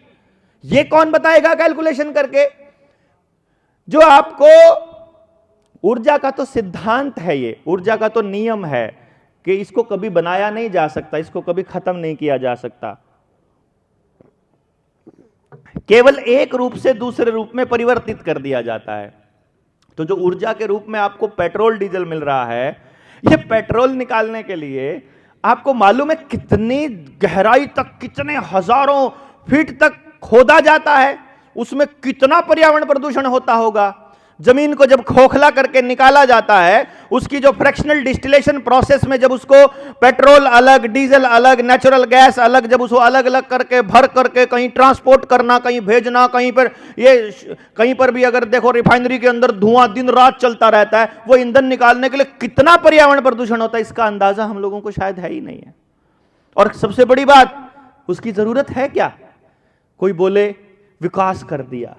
मैं एक लेक्चर देता होता हूं, जिस लेक्चर की सबसे लंबी मियाद अभी तक की रही है, लगभग 3 घंटे की, 3 साढ़े 3 घंटे की। उस लेक्चर का मूल है, आपका विनाश ही देश का विकास है। मतलब उसका जो कोट लाइन है वो ये है कि जो जो आपके विकास का पैमाना उन लोगों ने तय किया हुआ है, असल में वो देश के विकास का जो पैमाना उन्होंने तय किया, असल में वो आपका विनाश है। अब सड़क है, आपको सड़क की जरूरत क्या है, मुझे यह बता दो। एक पूरे गांव में अगर 1000 घर रहते हैं, 1000 घर में अगर 5000 लोग रहता है, तो मुश्किल से 10 या 20 लोगों को सड़क की जरूरत है। इससे ज्यादा को सड़क की आवश्यकता नहीं है, क्योंकि यह नियम है। ज्यादा करोगे तो 100 लोगों तक चला जाएगा आंकड़ा, लेकिन ऐसा नहीं होता कि 1000 के 1000 परिवारों में से 1000 लोग दिन रात मोटरसाइकिल, कार, ट्रक, ट्रैक्टर उठा करके घूमते रहे। इसकी जरूरत नहीं है। सिर्फ हमको व्यवस्था क्या बनानी है कि भाई आपके बच्चे को पढ़ने के लिए यदि आपके गांव के ही स्कूल के अंदर वैसी एजुकेशन मिल जाए, जिस एजुकेशन को लेने के लिए वो सुबह सुबह बस से जाता है, या आप मोटरसाइकिल से जाते हो, या कार से छोड़ने जाते हो, तो बच्चे को गांव से बाहर जाने की जरूरत नहीं पड़ेगी। क्यों जी? पड़ेगी क्या? नहीं पड़ेगी। हम प्रिंटिंग अपनी कर सकते हैं, हम किताबें अपनी छाप सकते हैं, कॉपियां अपनी छाप सकते हैं, झाड़ू अपना बना सकते हैं, बाल्टी अपनी बना सकते हैं, चप्पल अपनी बना सकते हैं, कपड़ा अपना बना सकते हैं, हम कपड़ा अपना सील सकते हैं, हम ऐसा जूता अपना बना सकते हैं। मेरा कहने का अर्थ यह है, एक सिंगल भी ऐसा काम नहीं है, ऐसी चीज नहीं है जिसके लिए हमको शहर के ऊपर डिपेंडेंट होने की जरूरत पड़े, यदि गांव के पास अपना जल, जंगल और जमीन है तो। क्योंकि सब कुछ जमीन से आता है। मान लीजिए आपके वाली जमीन में वो चीज नहीं होती है, तो वो हमारी जमीन में होती है। जो हमारी में होती है वो हमसे ले लो एक्स्ट्रा, और जो आपके पास एक्स्ट्रा है वो हमको दे दो, बात खत्म। हमको क्या जरूरत है भाई बाजार की? हमको कोई जरूरत ही नहीं है। तो जहां जहां होता है, लोहा हो, सोना हो, चांदी हो, एल्यूमिनियम हो, जस्त हो, तांबा हो, या चमड़ा हो, या कपड़ा हो, या खाने का हो, या पीने का हो, कोई ऐसी चीज है ही नहीं जो जमीन से बाहर आती हो। सब मतलब जमीन के अलावा कहीं से मिलती हो। सब कुछ तो जमीन से मिलता है। और हमको बताया गया, किसान को यह बताया गया कि तेरी जमीन में कुछ नहीं रखा, जमीन का कोई फायदा नहीं, ताकि वो अपनी जमीन बेचकर अपने बच्चे को बाहर भेज दे। एक बार जमीन हाथ से गई और गई। हमको तो कहा जा रहा है कि जमीन में कुछ नहीं रखा, लेकिन इस देश में सबसे ज्यादा पैसा, लगभग 10,000 करोड़ रुपया रोज कमाने वाला गौतम अडानी, उसको जमीन चाहिए। देखो कमाल की बात, जिसके पास इतना कुछ है उसको भी जमीन चाहिए। इसका मतलब जमीन उससे भी महंगी है, उससे भी बड़ी चीज है। अगर किसी इतने बड़े अमीर आदमी को भी अगर जमीन चाहिए, सो कॉल्ड अमीर जिसको हम कहेंगे, मेरा कहने का अर्थ यह है साथियों कि अपनी व्यवस्था को बनाने के लिए हमने चर्चाएं बंद कर दी। ये हमारी अगली पीढ़ी का बहुत बड़ा दुर्भाग्य है, बहुत बड़ा दुर्भाग्य, जिसके ऊपर बड़ी चिंतन का विषय मैं मानता हूं इसको। और इसके ऊपर बहुत गहन चिंतन करके हम सब लोगों को एक ऐसा सामूहिक प्रयास करना चाहिए कि भाई हमको अपनी व्यवस्था अपने आप बनानी है। वो कैसे बनानी है, बस इस पे चर्चा करो। आप बताओ तो सही कमी क्या है। वो कहेगा जी इसके बिना काम नहीं चलता है। अभी पुनिया साहब ने तो अपने खेत में करके देखा है, बिना केमिकल के ज्यादा उत्पादन हो सकता है जी, ज्यादा उत्पादन भी होगा, बेहतर होगा, शरीर स्वस्थ रहेगा, तो जो बीमारियों का पैसा बचेगा वो भी कमाई में गिना जाएगा। आपकी जमीन खराब नहीं होगी, आपकी अगली पीढ़ियों के लिए जमीन बची रहेगी और आप प्रकृति से जुड़े रहेंगे। प्रकृति से जुड़े रहेंगे तो पीनियल ग्लैंड काम करती रहेगी, पीनियल ग्लैंड काम करती रहेगी, सही और गलत का फैसला लेने की अकल हमारी बनी रहेगी। इतना बड़ा खेल है। टैप वाटर, टूटी का पानी देना, इनको लगता है कि ये आपके भले के लिए दे रहे हैं। आप सबको लगता है कि अरे अब तो घर घर में टूटी का पानी हो गया, अब तो जरूरत ही नहीं है। जो ये आपको पैसा दिया जाता है, जो पेंशन का पैसा दिया जाता है, स्टाइफंड का पैसा दिया जाता है, स्कॉलरशिप का पैसा दिया जाता है, हमको लगता है ये हमारे फायदे के लिए है। लेकिन हम लोग ये भूल जाते हैं कि भाई ऐसा कैसे हो सकता है कि सरकार के अंदर बैठे वो जो मैं तो इनको गुंडे ही बोलता हूं, ये लोग कितनी दोगला स्टैंडर्ड है और हमें समझने में थोड़ी दिक्कत हो रही है। हमें समझने में थोड़ा सा प्रॉब्लम हो रही है कि यार ऐसा कैसे हो सकता है कि वही आदमी के पास, उसी डॉक्टर के पास आप चले जाओ, बोलो मेरे को कैंसर है, वो बोलेगा चाहे जमीन बेचकर इलाज कराओ, इलाज खुद कराना पड़ेगा। वो बोलोगे बुखार है तो आपको उसकी दवाई खुद लेनी पड़ेगी, आपको और कोई बीमारी है तो आपको उसका इलाज खुद करना पड़ेगा, चाहे आपके लाखों रुपया लगे, चाहे आपका करोड़ों रुपया लगे, चाहे जमीन बिके, गहने बिके, आपको जो जमीन बेच करके कुछ भी करना पड़े, लेकिन आपको अपना खर्चा खुद चलाना पड़ेगा, अपना इलाज खुद कराना पड़ेगा। लेकिन आपको कोरोना से नहीं मरने देंगे। देखो कमाल की बात, वहां पे तो डॉक्टर कह रहा है, WHO कह रहा है कि वो तो 1 लाख लोगों में से 3 लाख लोगों में किसी 1-2 को नुकसान होने के चांसेस थे, वहां पे वो आपकी केयर बता रहे हैं। इसका अर्थ यह हुआ कि इस फार्मा कंपनियों के अंदर जिस बीमारी के लिए बीमारी होने से पहले इलाज के नाम पर जो भी केमिकल हमारे बच्चों के शरीर में डाला जाता है, अर्थात उसका बच्चे को स्वस्थ रखने से कोई लिंक नहीं है। इसका सीधा मतलब यही हुआ ना, क्योंकि यदि आप स्वस्थ रखने के लिए चिंतित हो तो बीमार होने के बाद भी तो तुम उतने ही चिंतित होने चाहिए ना। बीमार होने के बाद तो हमारे वालों को बेड नहीं मिलता, इलाज ऑपरेशन कराने के लिए हम लोगों को सड़क के ऊपर बैठ करके हमको इंतजार करना पड़ता है कि हमारे बच्चों को, हमारे लोगों को, हमारे मरीज को इलाज कब मिलेगा। यही होता है ना जी, जब जरूरत है तब हमको कुछ नहीं मिल रहा है, लेकिन जब हमें जरूरत नहीं है तो आशा वर्कर आपके घर में आकर के आपके बच्चों को इंजेक्शन लगा के जा रही है। कितना दोगला स्टैंडर्ड कैसे हो सकता है इन लोगों का, मतलब ऐसे दो बात कैसे कर सकते, और हमें समझ में नहीं आ रहा। कमाल की बात यह है, उसको किसान की चिंता है, वो कह रहा है हम तुमको लोन देंगे, वो किसान की चिंता है, उसको ऐसा बता रहे हैं, लेकिन जब उसकी फसल बिकने की बारी आती है तब उसकी चिंता गायब हो जाती है। तो किसान को नहीं समझना चाहिए कि जिसके भरोसे तुम बैठे हो वो तुम्हारी चिंता करने का कोई लॉजिक नहीं है। ये देना एक बारी किताब। मैं आपको एक चीज बताता हूं, ये जितनी बातें मैंने कही है, ये जो भी मैंने आपको बोला है, ये सारा का सारा व्यवस्था का हिस्सा है, सब व्यवस्था का हिस्सा है। और इस व्यवस्था को अमली जामा पहनाया जाता है किसके जरिए, सिर्फ आपको यह समझना है किसके जरिए। वो जो आंगनबाड़ी वर्कर, आशा वर्कर आपको कह रही थी कि आपको वैक्सीन लगवानी पड़ेगी, वो कौन है? आप ही की भतीजी, बेटी, बहन है कि नहीं? वो जो पुलिस वाला आपको डंडे मार रहा है, वो जो तहसीलदार आपसे रिश्वत ले रहा है, वो जो डिप्टी कलेक्टर बैंकों के फेवर में आदेश पारित करके और उनकी किसान की जमीन को नीलाम कर रहा है, वह, या फिर जो रिकवरी वाला एजेंट जो आपके रास्ते में आपसे गाड़ी छीन रहा है, या जो आपके घरों पे कब्जा कर रहा है, वो कौन है? वो हमारे ही बीच के तो लोग हैं, वो कोई एलियन थोड़ी है, वो कोई बाहर से थोड़ी आए हुए हैं। ये हमारे ही लोगों को हमारे ही खिलाफ काम करने के लिए कैसे तैयार कर लेते हैं? उसका एक जरिया है, जब हम किसी पेस्टिसाइड बेचने वाले को बोलते हैं कि तुम जो ये बेच रहे हो ये जहर है, ये लोगों को बीमार करेगा और इससे जमीन भी बंजर होगी, तो उसका एक जवाब होता है, मैं नहीं करूंगा तो कोई और करेगा। अब कोई और करेगा तो उसको क्या मिलेगा? देखो 2 पैसे तो कमा ही लेते हैं। यानी कि जितना भी लालच है और गलत काम है, उसके मूल में एक चीज रखी उन्होंने, पैसा। यही रखा ना जी, पैसा। डीसी को बोला ये गलत कर रहे हो, बोला हम क्या करें, हम तो नौकरी करते हैं। पुलिस वाला को बोला उधर से उसका कोर्ट का आदेश आया है, पुलिस वालों की बात पुलिस वालों को मानना पड़ेगा। पुलिस वाले बोलेंगे हम क्या करें, हमारे को तो कोर्ट का आदेश है। पुलिस वाले को बोलेंगे कि तुम ये गलत कर रहे हो, बोला हम क्या करें, हम तो नौकरी है, हमारी तो नौकरी है।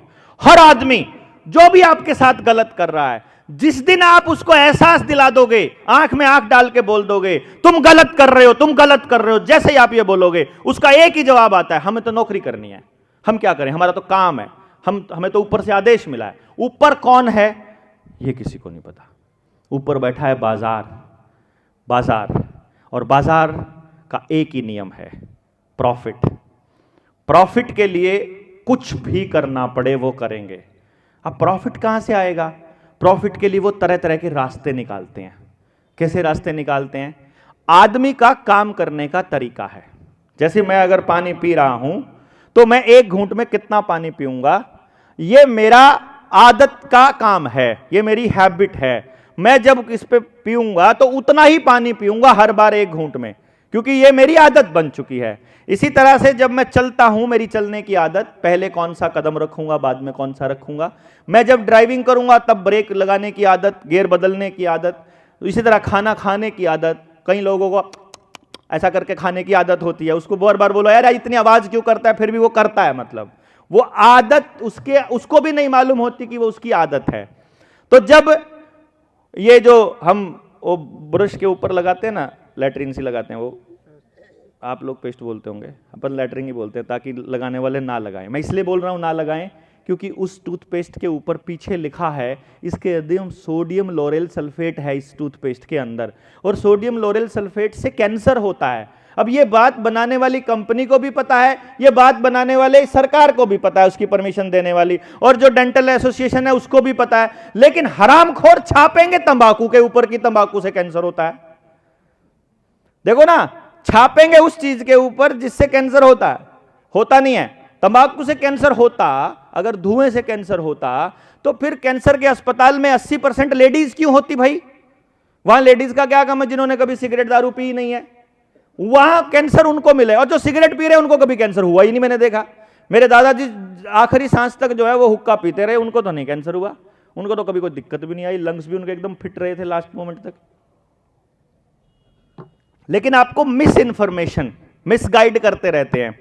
तो वो टूथपेस्ट बनाने वाली कंपनी ने जब आइडिया लगाया कि यार कमाई बढ़ नहीं रही है, क्या चक्कर है, क्या करें, तो एक एजेंट ने ये कहा कि जी देखो ऐसा है, आदमी की आदत होती है दबाने की, वो उतना ही दबाएगा। अगली बार जो नया लॉट आएगा ना, उसमें आगे वाला मुंह थोड़ा खोल दो, वो उतनी जोर से दबाएगा, ज्यादा निकलेगी तो जल्दी खत्म होएगी, तो अगली बार सेल बढ़ेगी। और ये हुआ, 20% सेल बढ़ गई, सिंपल सी बात। फिर इसी का आइडिया निकाला उन्होंने कि यह अच्छा ऐसा है। हाँ, जो आशा वर्कर और आंगनबाड़ी वर्कर ने डिटेल दी उनको, जब वो डिटेल के हिसाब से, data is the new fuel, ये सबको मालूम है। डेटा जिसके पास है वो देख सकता है कि किन आदमियों को किन किन चीजों की जरूरत है। उसके हिसाब से उन्होंने कैलकुलेशन किया कि यार ये लोग गांव के अंदर रहते हैं, सारे इकट्ठे रहते हैं, एक चूल्हा होता है, घर की एक औरत खाना बनाने में लगी रहती है सुबह दोपहर शाम, वो दूसरी ड्यूटी ले लेती है कोई और, दूसरी कोई और ड्यूटी ले लेती है, खेत का काम कोई और बांट लेता है, ये काम सारा निपटा लेते हैं। ना फसल उगाने में खर्चा होता, ना इनका काटने में खर्चा होता, ना खाना बनाने में होता। इनका लुहार अपना है, इनका सुनार अपना है, इनका कुम्हार अपना है, इनका नाई अपना, इनका धोबी अपना, इनका खेत करने वाला सहयोगी इनका किसी चीज के ऊपर खर्चा ही नहीं होता है। जितना सारा आमदनी है, तो खर्चा कैसे बढ़ाया जाए? खर्चा बढ़ाने का तरीका यह है कि बाप के 4 बेटे हैं, चारों को, एक को अजमेर में नौकरी दे दो, एक को उधर कोटा में दे दो, एक को जो है वो दिल्ली भेज दो, एक को चंडीगढ़ भेज दो, 4 हो गए। अब पिताजी माताजी गांव में रह गई, चारों बच्चे बाहर नौकरी करते हैं। अब एक घर के बन गए 5 घर। जब 5 घर बन गए तो 5 घर बनाने पड़ेंगे, 5 कार लेनी पड़ेंगी, 5 बाइक लेनी पड़ेंगी, 5 बाथरूम बनाने पड़ेंगे, 5 रसोई बनानी पड़ेंगी, 5 सिलेंडर लेने पड़ेंगे, 5 बेड लेने पड़ेंगे, 5 गुना खर्चा हो जाएगा। अब बर्बादी कोई नहीं रोक सकता इनकी। तो बाजार ने ऐसी पॉलिसीज बना दी कि घर की औरत को जरूरत से ज्यादा अधिकार दे दो, ताकि सास बहू के ऊपर मुकदमे चलते रहे, इनके मुकदमे। उधर से एकता कपूर की ड्यूटी लगा दी कि दिमाग में घुसा दो कि पति रात को लेट आ रहा है तो किसी के साथ पक्का चक्कर ही है, इसीलिए लेट आ रहा है। तो वो घर के अंदर शक घुस गया है। लड़कियां जो है शादी से पहले अपनी मां को बोलने लग गई, मम्मी शादी करूंगी तो शहर में करूंगी, ज्वाइंट फैमिली में नहीं करूंगी, क्योंकि उसको तो एकता कपूर ने बताया हुआ है कि जो सास है और ननंद है वो तो षड्यंत्र ही रचने में लगी रहती हैं 24 घंटे बहू के साथ में। तो वो पूरा गेम प्लान माइंड प्रोग्रामिंग करके इस तरह से बढ़ा कि पूरा परिवार टूट गया। क्योंकि आपका धंधा जिस चीज से चलेगा, भाई आप एक बात सोचो, मान लीजिए आपका काम है टेंट का, तो टेंट का काम है या फिर शादी ब्याह में कोई सर्विस प्रोवाइड करने का काम है, तो आप तो सुबह सुबह मतलब लक्ष्मी जी की जब पूजा करोगे, बोलोगे हे भगवान सबकी शादियां हो, सबके घरों में सुख समृद्धि हो, सबके घर बसे, ऐसा करोगे। और अगर आपका काम है कफन बेचने का, तो फिर क्या बोलोगे कि सबकी अर्थी उठे, कि कोई ना बचे, गांव में पूरा घर उजड़ जाए तो धंधा तभी चलेगा। भाई आपने 1 करोड़ रुपया खर्च करके डॉक्टरी की उपाधि ले लिया है और उसके बाद आप डॉक्टर बनने चले और आपको वो कर्जा उतारना है और अस्पताल का भी अगर लोन उतारना है, तो रोज की रोज आप लक्ष्मी के आगे यही पूजा करोगे ना, हे भगवान सबके घुटने खराब हो, सबको हार्ट अटैक हो जाए, सबको कैंसर हो जाए, सबका लीवर खराब, सबके किडनी खराब, सबको डायलिसिस पे रखना पड़े, सारे को पैरालाइज हो जाए, सब यहां पर आकर के आईसीयू में भर्ती हो, यही मांगेंगे ना हम तो। भाई मेरा कहने का अर्थ यह है, व्यवस्था के अंदर शामिल आपको देखना पड़ेगा कि आप अपने बच्चों का कारोबार क्या देख रहे हो। अगर आपके बच्चे का कारोबार किसी की बर्बादी के ऊपर निर्भर करता है, तो हम तो दुआ भी बर्बादी की करेंगे और काम भी बर्बादी के करेंगे। यह काम बाजार का है, बाजार का काम केवल प्रॉफिट है, और प्रॉफिट होता है समाज के टूटने से बाजार को। तो समाज तोड़ने के लिए वो पॉलिसीज बनवाएंगे सरकारों से, नेताओं को, ऐसे नेताओं को चुन करके भेजेंगे और ऐसे लोगों को वहां बिठाएंगे। ये तो ऑलरेडी है। क्यों? क्योंकि समाज जब टूट रहा है तो समाज के लोग क्या कर रहे हैं, वो तो घर में बैठे अपनी अपनी नेता के चक्कर में आपस की लड़ाई गुजरे हैं। वो तो फेसबुक के ऊपर कह रहे हैं कि तूने मेरे वाले नेता को गाली कैसे दे दी। वो तो आपस में दूसरी उल्टी चीजों में उलझे पड़े हैं, उनके तो अपने मुकदमे नहीं निपट रहे हैं।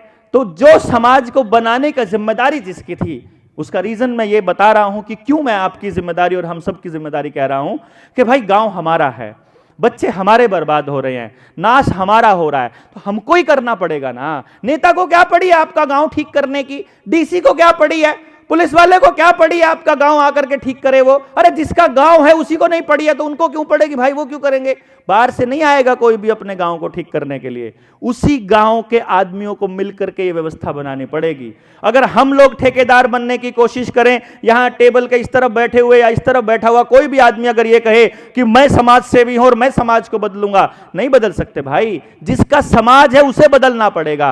अपना काम जागरण का है, उसे बता दो कि तुमको करना पड़ेगा। जिस दिन उसको समझ में आ गया कि मेरे को करना पड़ेगा, उसका अगला सवाल होगा कैसे करें, कैसे करें, कैसे करें पे फिर जैसे उसने कैसे करें पे पूछ लिया, फिर समझ लेंगे अब हम एक स्टेप आगे आ गए हैं। कैसे करें के लिए सुनने के लिए लोग आ जाएं, इस पे प्रयास हमको लगातार पहले करना पड़ेगा। और फिर जब कैसे करें में आओ तो फिर हमको बताना पड़ेगा कि जड़ में देखो क्या है। जड़ में है ये रुपया, इसको हम बोलते हैं ना, जेब में पड़ा किसी के, दिए जी दिए, जेब में किसी के पड़ा हो 5 रुपया 10 रुपया 5 रुपया है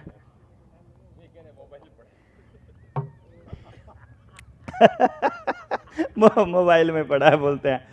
ये देखिए, हाँ नोट दीजिए, नोट देखिए, ले एक ही दे दो।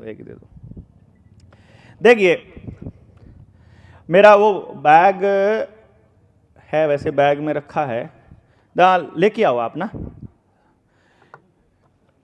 मेरी डिग्गी में काला बैग रखा है, उस काले बैग के अंदर चेन के अंदर एक चेन है, उसमें एक पाउच रखा है जिसमें 1 रुपए का सिक्का और चांदी का सिक्का रखा है। हाँ देखिए, मैं इसलिए बता रहा हूं क्योंकि हमारे पास होना चाहिए, और अगर जिसके पास होगा उसको समझ में आ जाएगा बड़े आसानी से।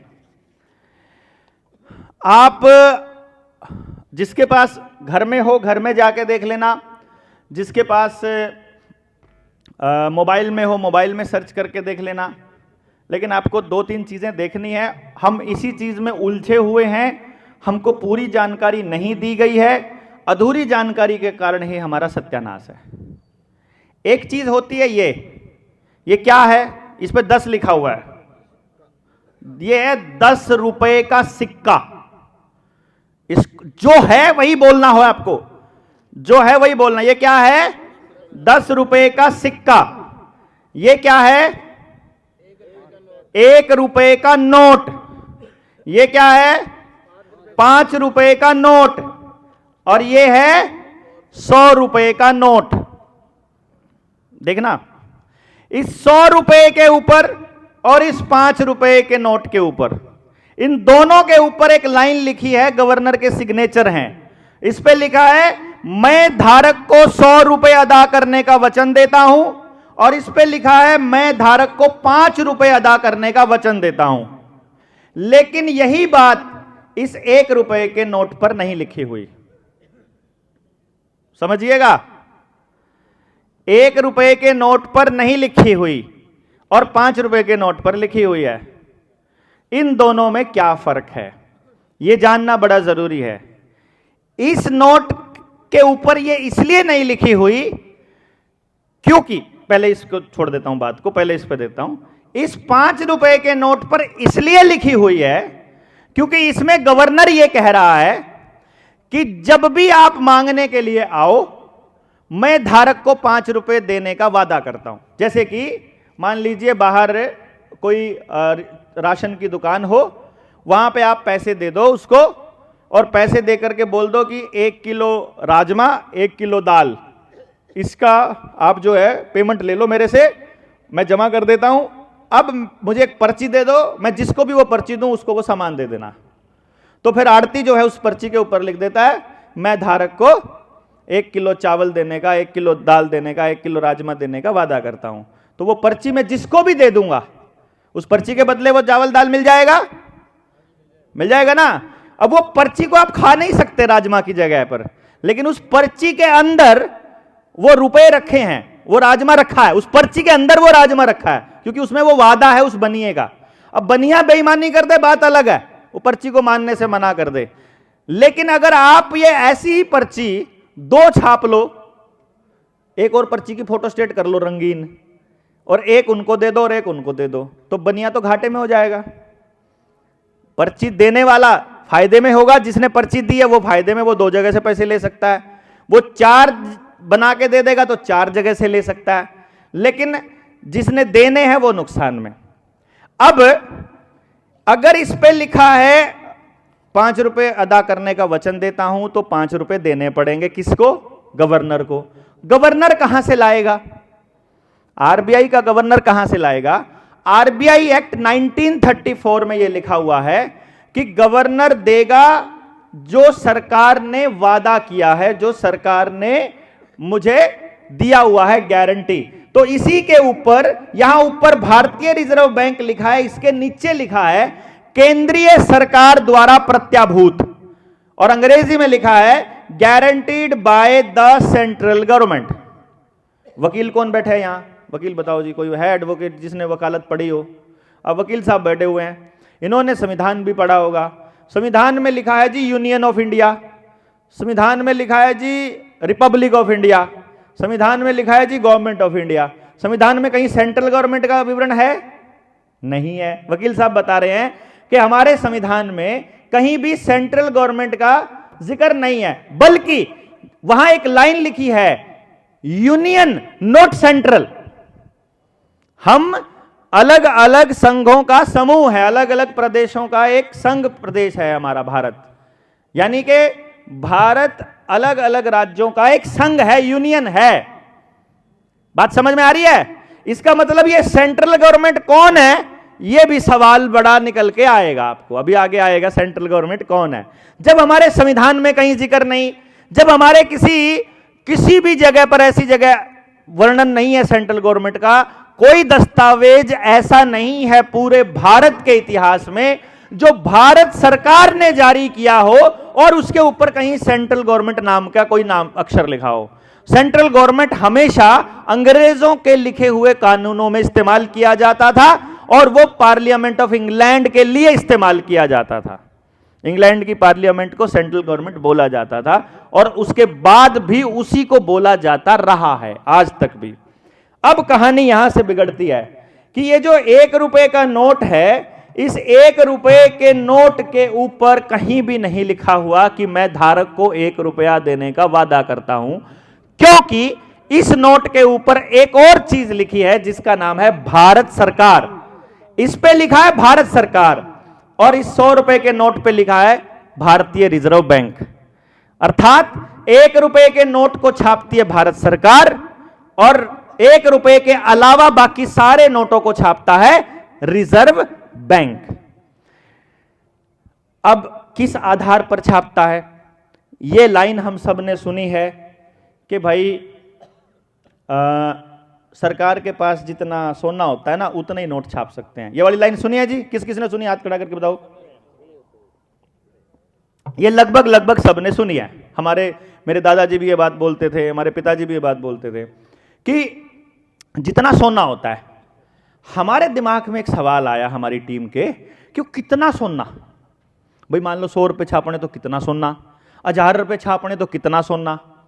तो कोई तरीका होता होगा सोना छापने का, कोई भाई कितना रखने तो कितने छापने, कोई नियम तो होगा ना। ऐसे थोड़ी कितना ही रख के कितना ही छाप लो, ऐसा कोई पॉसिबल नहीं है। तो हमने इसके लिए जानने की कोशिश करी कि भाई ये 100 रुपए जब छापे तो कितना सोना, ये 5 रुपए छपे तो कितना, 1 रुपया छपा तो कितना। अब मैं ये मान के चलूं कि आप मेरी इस बात से सहमत हो सकते हैं कि रिजर्व बैंक के पास जितना भी सोना है उसके बराबर के नोट छाप रखे हैं तो नोट असली हैं, अगर उसके बराबर नोट नहीं छाप रखे तो नकली है। गलत है कि सही है? ठीक है ना बात? उस सोने के बराबर की कीमत का है तो असली नकली। अब जब यह कहा कि यह भी 1 रुपए का नोट है और ये 10 रुपए का सिक्का है, तो 1 रुपया क्या है? 1 रुपया, जैसे मैं अगर आपको कहूं, आप मुझे सवाल का जवाब देना। 1 किलो का बट्टा है सोने का, 1 किलो का बट्टा है चांदी का, 1 किलो का बट्टा है लोहे का और 1 किलो है रुई। इनमें से ज्यादा भारी कौन सा होगा? चारों बराबर होंगे। अच्छा, बढ़िया कौन सा तोलेगा? सारे सेम तोलेंगे। सोने वाला डबल तोल सकता है, बराबर तोलेगा। 1 किलो क्या है फिर? किलो मतलब वजन, वजन का मापक, वजन का पैमाना। अब मेरे सामने एक सवाल है, मेरे सामने क्या, अब तो आपके सामने आ गया सवाल, मेरे सामने तो काफी टाइम पहले था, फिर मेरे को जवाब मिल गया। अब मैं वो सवाल आपके सामने ले आया। ये 1 रुपए का सिक्का है लोहे वाला, ये 1 रुपए का नोट है कागज वाला, ये 1 रुपए का सिक्का है चांदी का 1862 का, जिसमें 92% चांदी है। अब मुझे इन तीनों रुपयों में से असली रुपया कौन सा है वो बताओ। तो फिर ये नकली दे रही है सरकार, नकली दे रही है तो मुकदमा करवाना चाहिए सारे देश को। क्यों नहीं करवा रहे? समझ नहीं है। अब कहानी ये बदल गई। अब कमाल की बात, आपने कहा चांदी वाला असली है। अब इस बात की जानकारी को परखने के लिए हम चले गए बैंक के अंदर। हमने बैंक वालों से बोला, भाई ये जमा करने हैं। 1 रुपया वो भी था जिसमें 50% चांदी थी। 4 रुपए थे जब हम जमा कराने गए एसबीआई में। तो मैंने कहा ये जमा करवाना है तो कितने में लोगे? ये भी 1 रुपए में लिया, ये भी 1 रुपए में लिया, 50% चांदी वाला भी 1 रुपए में लिया और 100% चांदी वाला, 92% चांदी वाला भी 1 रुपए में लिया। मैंने कहा यार ये क्या पंगा है यार, घोटाला। 1 रुपया कौन सा इनमें से? तुम सबको 1 रुपया मान रहे हो। या तो मेरे लोहे वाले रुपए की परचेजिंग पावर चांदी वाले रुपए के सिक्के के बराबर होनी चाहिए, अगर नहीं है तो तुम 1 रुपया कैसे ले रहे हो? हमने आरबीआई को भी आरटीआई डाली, इस किताब के अंदर वो आरटीआई है। अच्छा, हमने कागज डाले, हमने कहा असली रुपया बताओ क्या है? तो आरबीआई से जवाब आया कि धातु का कोई फर्क नहीं पड़ता। जैसे वजन का नाम किलो है, उस 1000 ग्राम जितना वजन जिसका हो जाए वो 1 किलो बोते हैं, वैसे ही ये जो सिक्का है ये रुपया नहीं है, ये तो रुपए का सिक्का है। रुपया तो कुछ और है। रुपया तो किसी चीज की वैल्यू मापने का, उसके मूल्य का मापक है। जैसे मैंने लिखा ऊपर, रुपया मूल्य का मापक। उसने बोला रुपया तो किसी वस्तु का मूल्य मापता है। जैसे कोई पढ़ा लिखा बेवकूफ गधा, मैं कई बातें बोलता हूं, सुअर भी बोलता हूं, लेकिन आज नहीं बोलूंगा, वो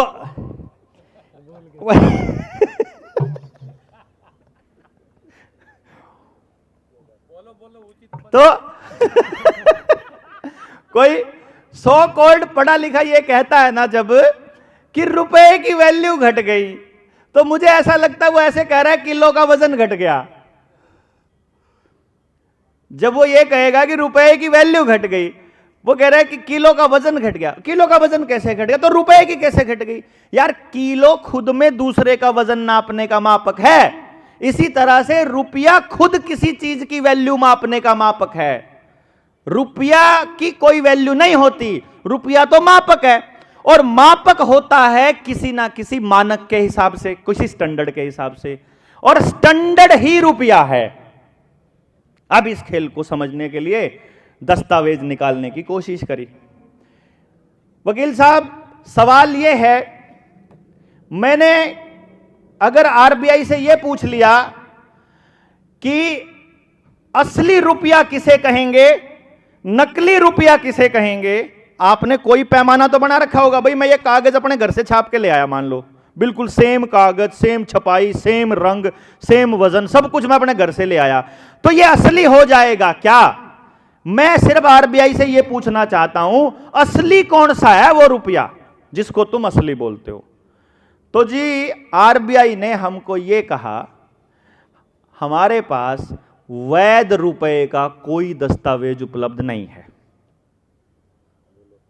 आरबीआई का रिटर्न डॉक्यूमेंट इसमें लिखा हुआ, इसमें एक एक, ये पूरी किताब के अंदर सारा विवरण जो मैं बोल रहा हूं, आरबीआई, पीएमओ या किसी ना किसी सरकारी संस्था द्वारा सर्टिफाइड कॉपी को इसमें लगाया है हमने। जो भी मैं बोल रहा हूं, या मैं कुछ भी ऐसा नहीं बोल रहा हूं जो मन गढ़ंत है। हमने पीएमओ से यह पूछा, भारत कब आजाद हुआ? 15 अगस्त 1947 से पहले 14 अगस्त 1947 को भारत का मालिक कौन था, और 16 को कौन हो गया? किस दस्तावेज के तहत हम आजाद हुए और किससे आजाद हुए, हमको उसकी सर्टिफाइड कॉपी दी जाए। पीएमओ से पार्लियामेंट्री कमेटी, वहां से गृह मंत्रालय, वहां से फाइनेंस मिनिस्ट्री, वहां से पता नहीं घूम घाम के, और पीएमओ का जवाब आता है यह गहन शोध का विषय है, आप इसके विषय में किसी कार्य दिवस में आकर शोध कर सकते हैं, आर्काइव में आकर हम आपका पूर्ण सहयोग करेंगे और सारी सुविधाएं उपलब्ध कराएंगे। खुद पीएमओ ये नहीं बता पा रहा कि हम कब आजाद हुए, और अमृत महोत्सव मना रहा है। रिटर्न डॉक्यूमेंट इसमें है, कुछ भी ऐसा नहीं बोल रहा हूं मैं, इसलिए बोल रहा हूं कि हवा में हो। फिर हमने पूछ लिया जी वैध रुपए का दस्तावेज बताओ कौन सा है, बोले जी हमारे पास वैध रुपए का दस्तावेज नहीं है। फिर हमको कोई आरबीआई का पुराना डायरेक्टर मिल गया बाय चांस, वर्मा जी को। उन्होंने कहा कि मेरी बात, मेरा नाम मत लेना, लेकिन उस आर्काइव में, दिल्ली वाली आर्काइव में, उस अलमारी में, वहां ऊपर एक कागज रखा है, वो वैध रुपए का दस्तावेज है, उसकी कॉपी ले लो, मांग लो। उनको भी नहीं पता, खुद जो आरबीआई में स्टैम्प डायरेक्टर, उसको भी नहीं पता, वो दे देगा, लेकिन देने के बाद मेरा नाम मत लेना, क्योंकि वो पूरे इंडिया में किसी के पास नहीं, सिर्फ अपने पास है। वो लीगल मनी का डॉक्यूमेंट हम ले आए, पेपर करेंसी एक्ट 1882 के मुताबिक, जिसको आज तक किसी ने छेड़ा नहीं है। जैसे कुछ लोग, एक मेरे को बैंक का मैनेजर बोल रहा था कि जी ये बात मैं अभी बताता हूँ पूरी, पहले वो बता देता हूँ जो शुरू की थी। उसके मुताबिक जो वैध रुपए का दस्तावेज है वो कहता है भारत के रुपए का मानक है 15 रुपया बराबर एक मोहर। एक मोहर पहले होती थी जिसमें होता था 11.664 ग्राम सोना, शुद्ध 24 कैरेट का। इसका मतलब भारत के एक रुपए में 11.664 को 15 से भाग दोगे तो बनता है 777 मिलीग्राम सोना, भारत का एक रुपया। यानी हम भारत के लोग, जब तक हम भारत के लोग हैं तब तक हम जो मेहनत करते हैं, खेत में अनाज बुगाते हैं, डंगर बेचते हैं, दूध बेचते हैं, अपनी मेहनत किसी को देते हैं, दिहाड़ी देते हैं, तो जब हम कमाते हैं तो हम भारत का रुपया कमाते हैं। ध्यान दीजिएगा, जब आप कमाते हो भारत का रुपया कमाते हो, यानी जब आप बैंक में जमा करते हो तो आप भारत का रुपया जमा करते हो और 15 रुपए में 1 तोला सोना जमा करते हो। यानी आपके जमा हुए पैसों के बराबर में उनको उतना सोना रखना पड़ता है, लेकिन जब वो छाप कर आपको देते हैं उसके बराबर में सोना है या नहीं, ये पूछना पड़ेगा, देखना पड़ेगा कि जितना मैंने जमा कराया था उतना ही लिया है कि नहीं। तो जब इसकी डिटेल में हम जाकर के निकल के आते हैं तो हमको पता चलता है कि जी भारत के जो रिजर्व बैंक है उसके पास जो सोना रखा है वो है 800 टन। ये वाले 200 टन आने से पहले की बात है। और नोट जो छपे हैं वो 34 लाख करोड़, जबकि उस सोने की जो कीमत बनती है वो बनती है लगभग 4.8 लाख करोड़। तो हमने कैलकुलेशन किया 29 लाख करोड़ के नोट नकली हैं। 29 लाख करोड़ के नोट देश में नकली चल रहे हैं। अब इसी सवाल को जब वैध रुपए का दस्तावेज पता चल गया, हमको ये बता दिया आरबीआई ने कि जी ये नोट छापने का पैमाना है। एक बैंक का मैनेजर हमको कहने लगा, बोला कि सोना रखना तो छोड़ दिया था, गोल्ड की बैकिंग तो छोड़ दी थी सरकार ने ना, आरबीआई ने छापने, जब नोट छापने शुरू किए तो वो बंद कर दिया था। हमने आरबीआई का वो आरटीआई भी लगाई है जिसमें हमने पूछा था उनसे कि भाई एक बार ये तो बता दो कि तुम्हें गोल्ड बैकिंग किस कानून के हिसाब से बंद करी, क्या तुम्हें वो कानून बनाने का अधिकार था? अधिकार था तो संविधान के किस कॉलम और किस आदेश या किस सेक्शन के हिसाब से तुम्हें उसका अधिकार था? पहले तो वो कानून बनाने का अधिकार तुम्हें होना चाहिए, फिर तुमने वो सच में बनाया होना चाहिए। तो आपको मालूम पड़ेगा कोई भी ऐसा अधिकार, कोई भी ऐसा कानून, कोई भी ऐसा नोटिफिकेशन भारत के इतिहास में नहीं है। इसका अर्थ यह निकलता है कि आज भी भारत के 1 रुपए की वैल्यू 777 मिलीग्राम सोना है। अब यहां पंगा आया कि बैंक में अगर ये, एक बात सोचो भाई सारे जने, एक बार कैलकुलेट करके बताना, ये जो चांदी वाला 1 रुपये का सिक्का है इसे मैं बैंक में जमा कराता हूं तो कितने रुपए में जमा होता है? 1 रुपए में।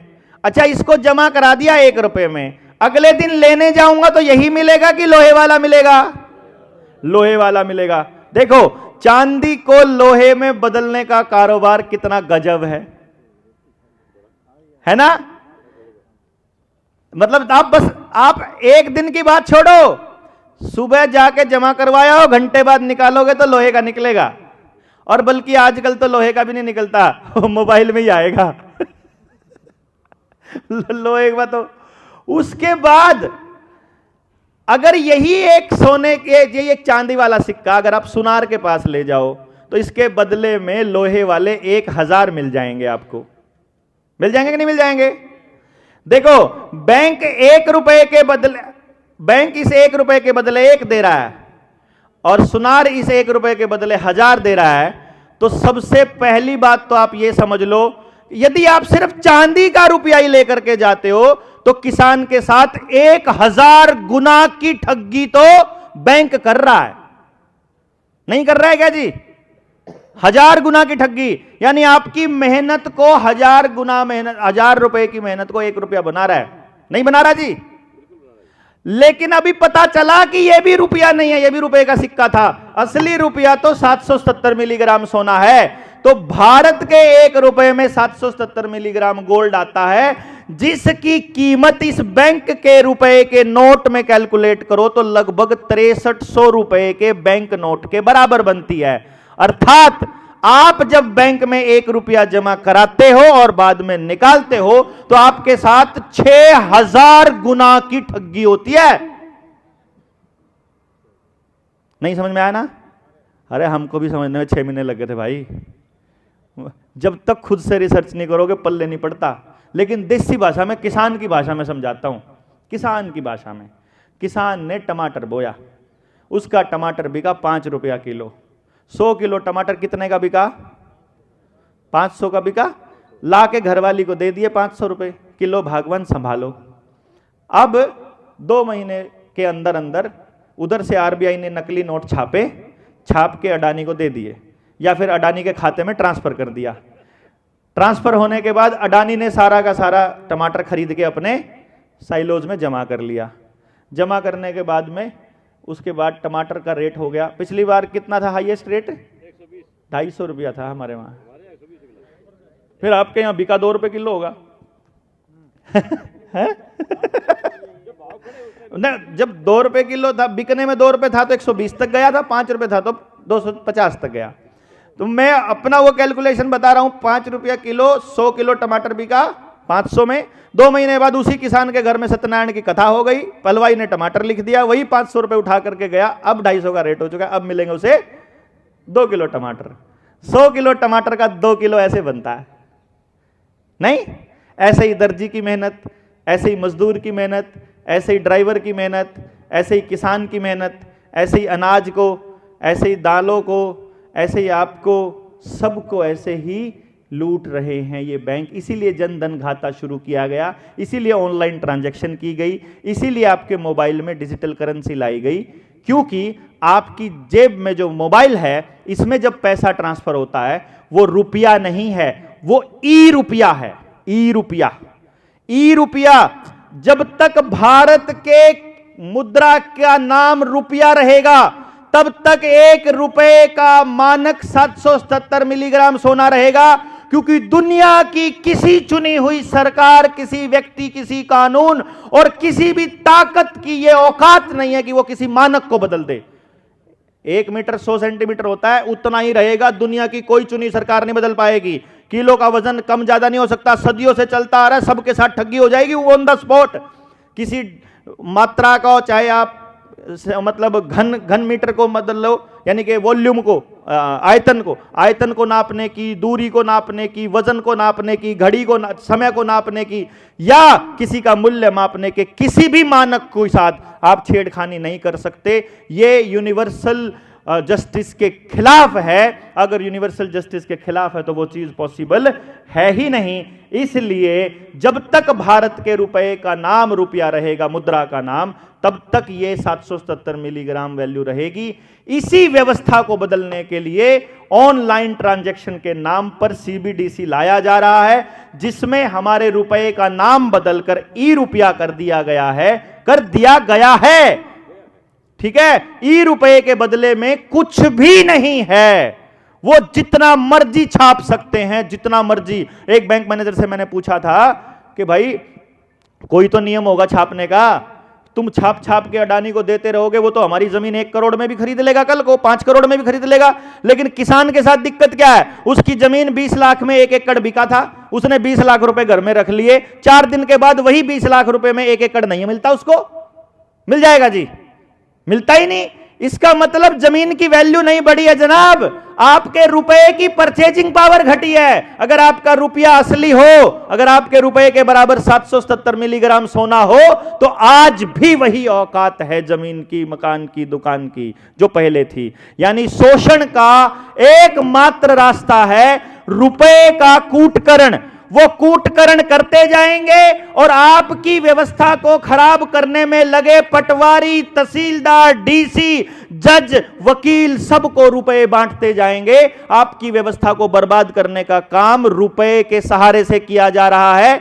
व्यवस्था को अगर आपने ध्वस्त करना है इनकी बनाई हुई, और अपनी अगर नेचुरल, मानव और प्रकृति केंद्रित अगर कोई व्यवस्था बनानी है, उसका एकमात्र समाधान है अपनी व्यवस्था में से इनके बनाए हुए रुपए को खत्म करके अपना धन आधारित असली रुपया स्थापित करना पड़ेगा। क्योंकि किसी भी देश की संप्रभुता उसके रुपए में ही दर्ज होती है, उसके रुपए में ही निहित होती है, उसकी मुद्रा में ही निहित होती है। यह किताब हमने लिखी है जिसके अंदर हमने आरबीआई से प्राप्त सारे दस्तावेज लो ला के खड़े कर दिए हैं, और हम बैंकों से आवेदन लगाकर अब पूछ भी रहे हैं कि तुमने जो किसान की जो 30 लाख रुपया एकड़ की जमीन को 1 लाख रुपए में जो तुमने गिरवी रख लिया है, वो जो रुपया तुमने किसान को दिया है लोन के रूप में, या किसी को व्हीकल लोन के रूप में, या किसी को होम लोन के रूप में, वो रुपया तुमने जो दिया है वो असली दिया है कि नकली दिया है।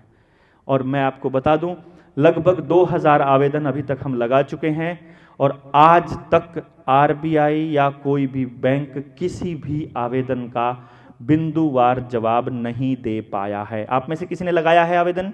हाथ खड़ा करिएगा। आया है किसी का जवाब? नहीं आया ना, दे ही नहीं रहा। अगर रुपया असली है, अगर उन्होंने दिया है तो भाई फिर उसका जवाब उनको देना पड़ेगा। अगर वो जवाब नहीं दे रहे हैं तो देश की जनता के साथ ठगी हो रही है, और अगर वो ठगी हो रही है तो उसको समझने के बाद उसे रोकने का दायित्व हम सब पर है, जिसको भी वो समझ में आ जाए। इसको पूरी तरह से समझने के लिए मैं आप लोगों से रिक्वेस्ट भी करूंगा कि आप ये किताब अपने बच्चों को ज़रूर पढ़ाएं, इसको खुद भी पढ़ें, इसको देखें और लोगों को बताएं, क्योंकि आपकी और हमारी व्यवस्था को ध्वस्त इस रुपए के ही नाम पर किया गया है। जितना है ना आपके ऊपर जो अत्याचार हो रहा है उसकी तनख्वाह के चक्कर में रहो, उसकी तनख्वाह खत्म कर दो। पुलिस वाले की तनख्वाह आज खत्म कर दो, उसकी अभी ला दो उसको 1.5 लाख से अगर 5,000 पे 2,000 पे ला दो, उसको यह बता दो अरे बेवकूफ आदमी 6,30,000 रुपया 100 रुपए के बराबर बनता है भारत के, तो तुम्हारी जो 1 लाख तनख्वाह है वो तो असल में 15 रुपए 16 रुपए के बराबर किया है। तुम तो 16 रुपए में बिक करके पूरे समाज को बर्बाद कर रहे हो। और अगर उसे पता चल गया कि जज के साथ भी ठगी हो रही है तो जज भी उनका साथ नहीं देगा। पुलिस वाले को पता चल गया कि ठगी हो रही है, वकील को पता चल गया कि ये तो हमारे साथ भी ठगी हो गई। भाई जो नोट दिया, आपके कागज पे साइन करवाया जाता है ना जब लोन के ऊपर, वहां आपको जो लोन दिया जाता है वो रुपए में दिया जाता है, लेकिन जो आपको एटीएम से निकलता है वो रुपए का नोट निकलता है। और रुपए की वैल्यू 770 मिलीग्राम सोना है और नोट की वैल्यू वही वैल्यू 6300 है, यानी 1 रुपया बराबर 6300 बैंकों के नोट। यानी बैंक का लोन इतना बड़ा घोटाला है देश की जनता के साथ। इसीलिए क्रेडिट कार्ड वाले आपको हर पेट्रोल पंप पे मिलेंगे, क्रेडिट कार्ड ले लो, क्रेडिट कार्ड ले लो, क्रेडिट कार्ड ले लो। क्यों जी? फैसिलिटी देंगे 50 दिन का फ्री में। क्यों? जैसे ही आप क्रेडिट कार्ड से शॉपिंग करोगे वो हवा में पैदा कर लेंगे, उधर छाप लेंगे, आप कर्जदार हो जाओगे, वो छाप लेंगे। आप तो वो 10 रुपया आपने खर्च किया है, आप तो 10 रुपया खर्च करके मेहनत करोगे, 10 भारत के रुपए छापोगे, बनाओगे मेहनत के, और वो वहां पर 63,000 रुपया छाप लेंगे। आप 100 रुपया खर्च करोगे क्रेडिट कार्ड से, वो 6,30,000 के नोट छाप लेंगे पैरेलल में। यानी कि आपका कर्जे में 100 रुपया लिया हुआ 6,30,000 छाप लेता है। यानी हर कर्जे के 1 रुपए के साथ आप 6,000 गुना बीमार और बर्बाद होते हो, गरीब होते हो। इसलिए भारत का प्रत्येक नागरिक, प्रत्येक किसान, उद्योगपति, फैक्ट्री वाला, होटल वाला, ढाबे वाला, सब कर्जदार हो चुके हैं, क्योंकि हर ट्रांजैक्शन में 6,000 गुना की ठगी बर्दाश्त नहीं हो सकती। भाई साहब, पुरखों ने जितना कमा रखा था सब लुटा चुके हैं। आप वापस अगर पाना है तो इस समझ को, इस सोच को बढ़ाना पड़ेगा। रास्ता मुझे कोई और नजर नहीं आ रहा, आपको नजर आ रहा है। हम ओपन हैं और क्वेश्चन आंसर के लिए अगर सेशन इसको कंटिन्यू करना है या समापन ही करना है तो भी क्वेश्चन है। हाँ जी प्लीज आइए आइए आइए, आप आ सकते हैं।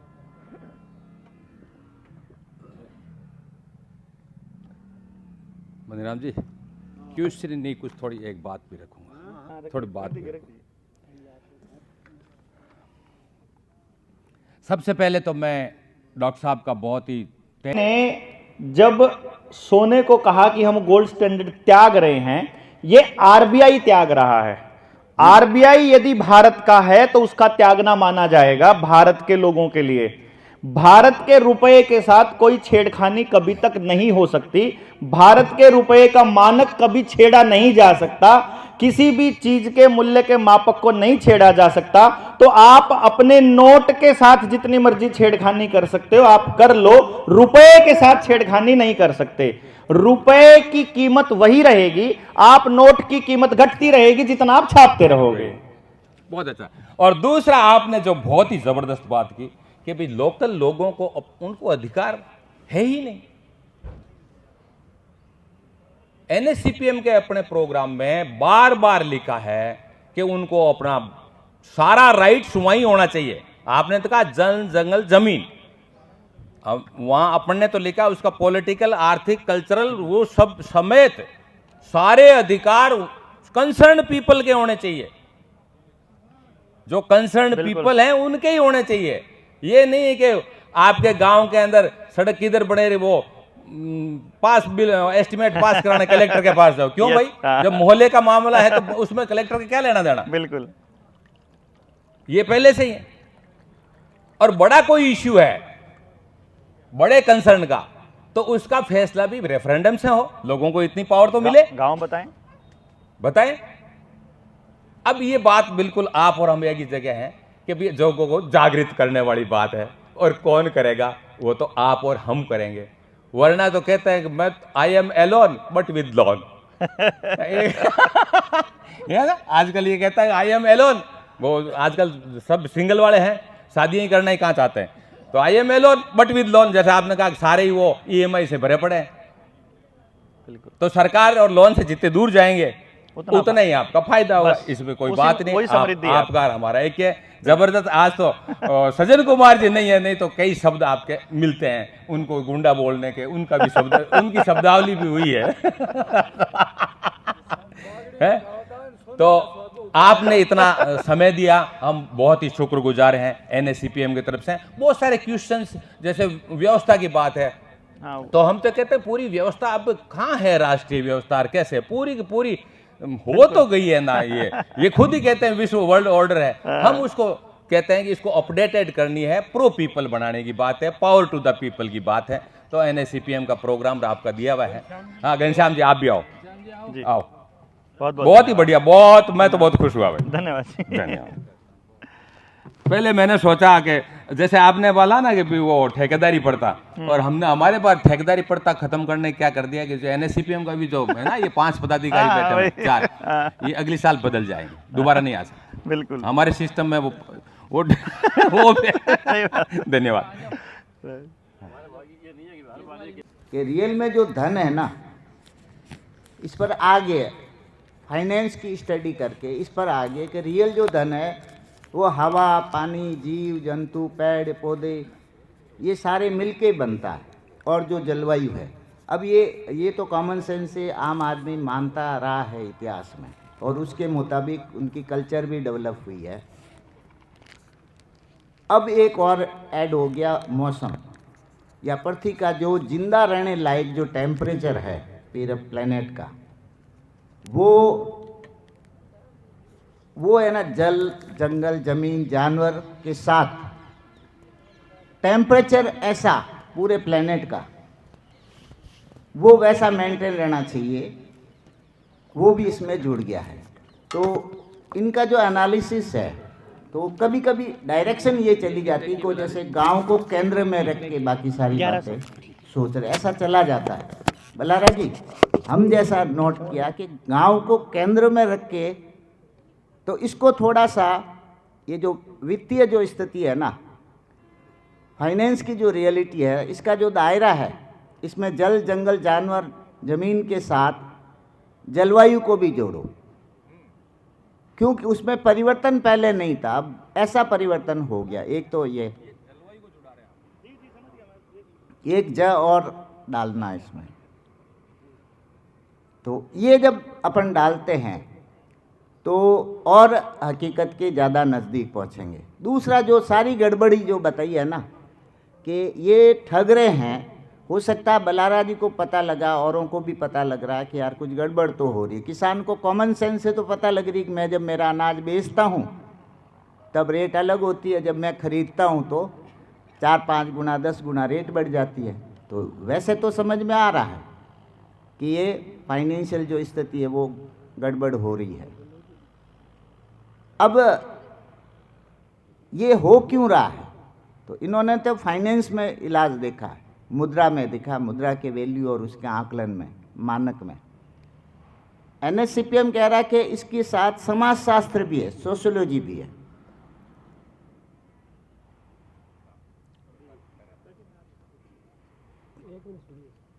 तो इसके साथ जो समाजशास्त्र है, जो बलारा जी ने भी जैसे एक लाइन में कहा था कि मनुष्य का जो वो अपने लाभ के लिए करता है, लाभ को शॉर्ट टर्म और लॉन्ग टर्म दो होता है। तो वो शॉर्ट टर्म जो लाभ होता है, लघुकालीन जो लाभ होता है, वोट में हर जगह काम में लेके वो इस जाल में फंसा देता है। एनएससीपीएम ये सोचता है कि मनुष्य का जो करैक्टर है ना, स्वभाव, वो सोशल भी है और इंडिविजुअल भी है, निजी भी है। दोनों को बैलेंस करने की ज़रूरत है।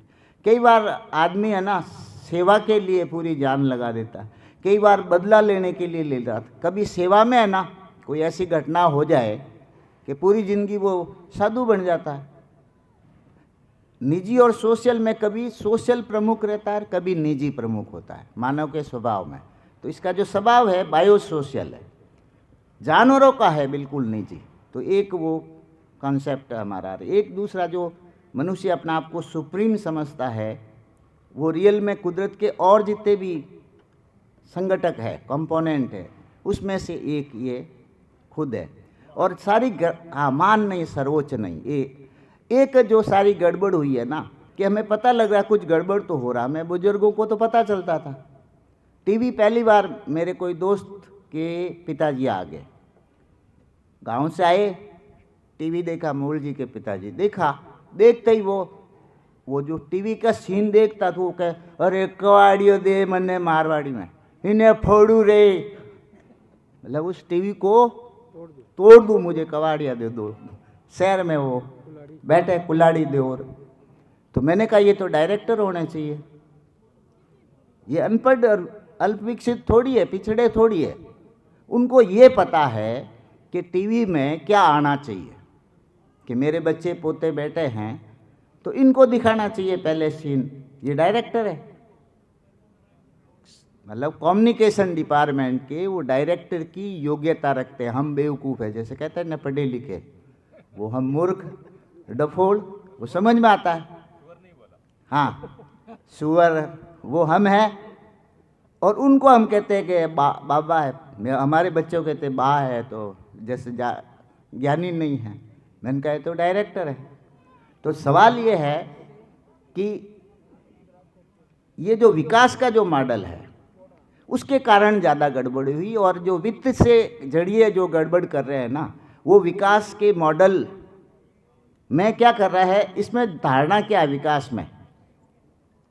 बलारा जी, विकास में हमारा जो कंसेप्ट और जो चल रहा कंसेप्ट है कॉरपोरेट का, उसमें क्या विकास को हम कुदरत द्वारा किए गए जो काम है ना, विकास जैसे पहाड़ बना है, हमें तो फ्री में मिल गया, नदी मिल गई, शुद्ध पानी, बहता हुआ पानी पीते थे 150 साल पहले, हमें तो फ्री में मिल गया। तो कुदरत के किए गए काम को बाजार की दर्शन उसको जीरो मानता है, ये सबसे बड़ा गड़बड़ है। और मैं जो काम करता हूँ, मानव जो काम करता है, उसको वो विकास मानता है, और उसका जो आकलन करता है वो मुद्रा में करता है। ये मानव का दर्शन में विकास के मॉडल में गड़बड़ है। तो विकास का मतलब होता है जैव विविधता, अच्छा वाटर, वो ग्राउंड लेट वाटर ऊपर हो किसी इलाके का, शुद्ध पानी हो, शुद्ध हवा हो, टेम्परेचर ठीक हो, तो वो विकसित है। अभी IMF और इनका कंसेप्ट, वो क्या कंसेप्ट है कि आपके पास आटा, दाल, चावल, सभ्यता सब है, कॉपरेशन है, भाईचारा है, ऐसा समाज है, लेकिन डॉलर नहीं है। तो कहते ये तो दिवालिया है, IMF वर्ल्ड बैंक लोन नहीं देगा। यानी उनका विकास का जो मानक है वो भी मुद्रा को बना रखा है। तो ये बातें ऐड कर लो सर, बाकी तो बिल्कुल आपका संगठन बिल्कुल हमारा जॉइंट एक्शन करे जैसा है। हाँ, वो ठीक है, वो ठीक है, बिल्कुल। ये मतलब जो हमदर्द जिसे अपन भ्रातृत्व संगठन कहते हैं ना, उनमें वो आ जाता है। तो थोड़ी देर में ये तो हम ऐसा एक्सप्लेन नहीं कर सकते फाइनेंस का, तो इनको भी यूज हमें हमारे मीटिंगों में करवाओ। फिर अपना जो NSCPM का अपना नहीं कहना चाहिए, पूरी मानव जाति का, मेरा क्या है कि पूरी पर्यावरण के इंटरेस्ट का है, तो उसके दर्शन भी बतावे। इनका जो फाइनेंस से ये लूट कर रहे हैं मुद्रा के जरिए, वो भी एक्सप्लेन लोगों में होना चाहिए। और मैं तो बहुत दिनों सोच रहा हूँ फाइनेंशियल चेतना मंच बनाओ कोई मुद्रा। मैं कई बैंक के जो एक मेरे अंकल है जनरल मैनेजर से रिटायर्ड हुए हैं, मैंने कहा ये करो ना, तो कहे वो ऊपर नीचे देखे किसको आएगा समझ में वो वगैरह। मैंने फाइनेंशियल वित्तीय चेतना मंच ही बनाओ। बाकी तो ठीक है, लोगों के सशक्तिकरण की आपकी सारे जो कंसेप्ट है वो हकीकत के काफ़ी नज़दीक है। आप आए NSCPM में, इसके लिए हम आभार व्यक्त करते हैं। जॉइंट प्रोग्राम भी करें आप। धन्यवाद, नमस्कार। धन्यवाद बलारा कि आप आए, पधारे, अपनी बात रखी, थोड़ी हमारी भी सुनी। वैसे अपनी आपकी और हमारी कुछ है ही नहीं। जब प्रकृति और मानव दो चीज़ आ जाती है तो उसमें सारे ही समाहित हैं। और ये तो जन आंदोलन है, जनता है उसका आंदोलन है, दिशा है, समझ है। तो आप सबका बहुत बहुत धन्यवाद और सारों में। और आप भोजन के लिए पधारे सब। देश है लुटा लुटा और तुम युद्ध लड़ने की बात करते हो। लोग हैं डरे डरे और तुम खुश रहने की बात करते हो। यहाँ हालात वैसे हैं कि भूखे लोग मरते हैं। यहाँ हालात ऐसे हैं कि भूखे लोग मरते हैं। नहीं पीने को शुद्ध पानी, खुले में रात सोते हैं। हर तरफ बेबसी और तुम खुश रहने की बात करते हो। देश है लुटा लुटा और तुम युद्ध लड़ने की बात करते हो।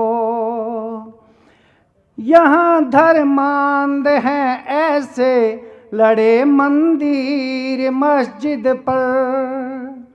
यहाँ धर्मांध हैं ऐसे लड़े मंदिर मस्जिद पर।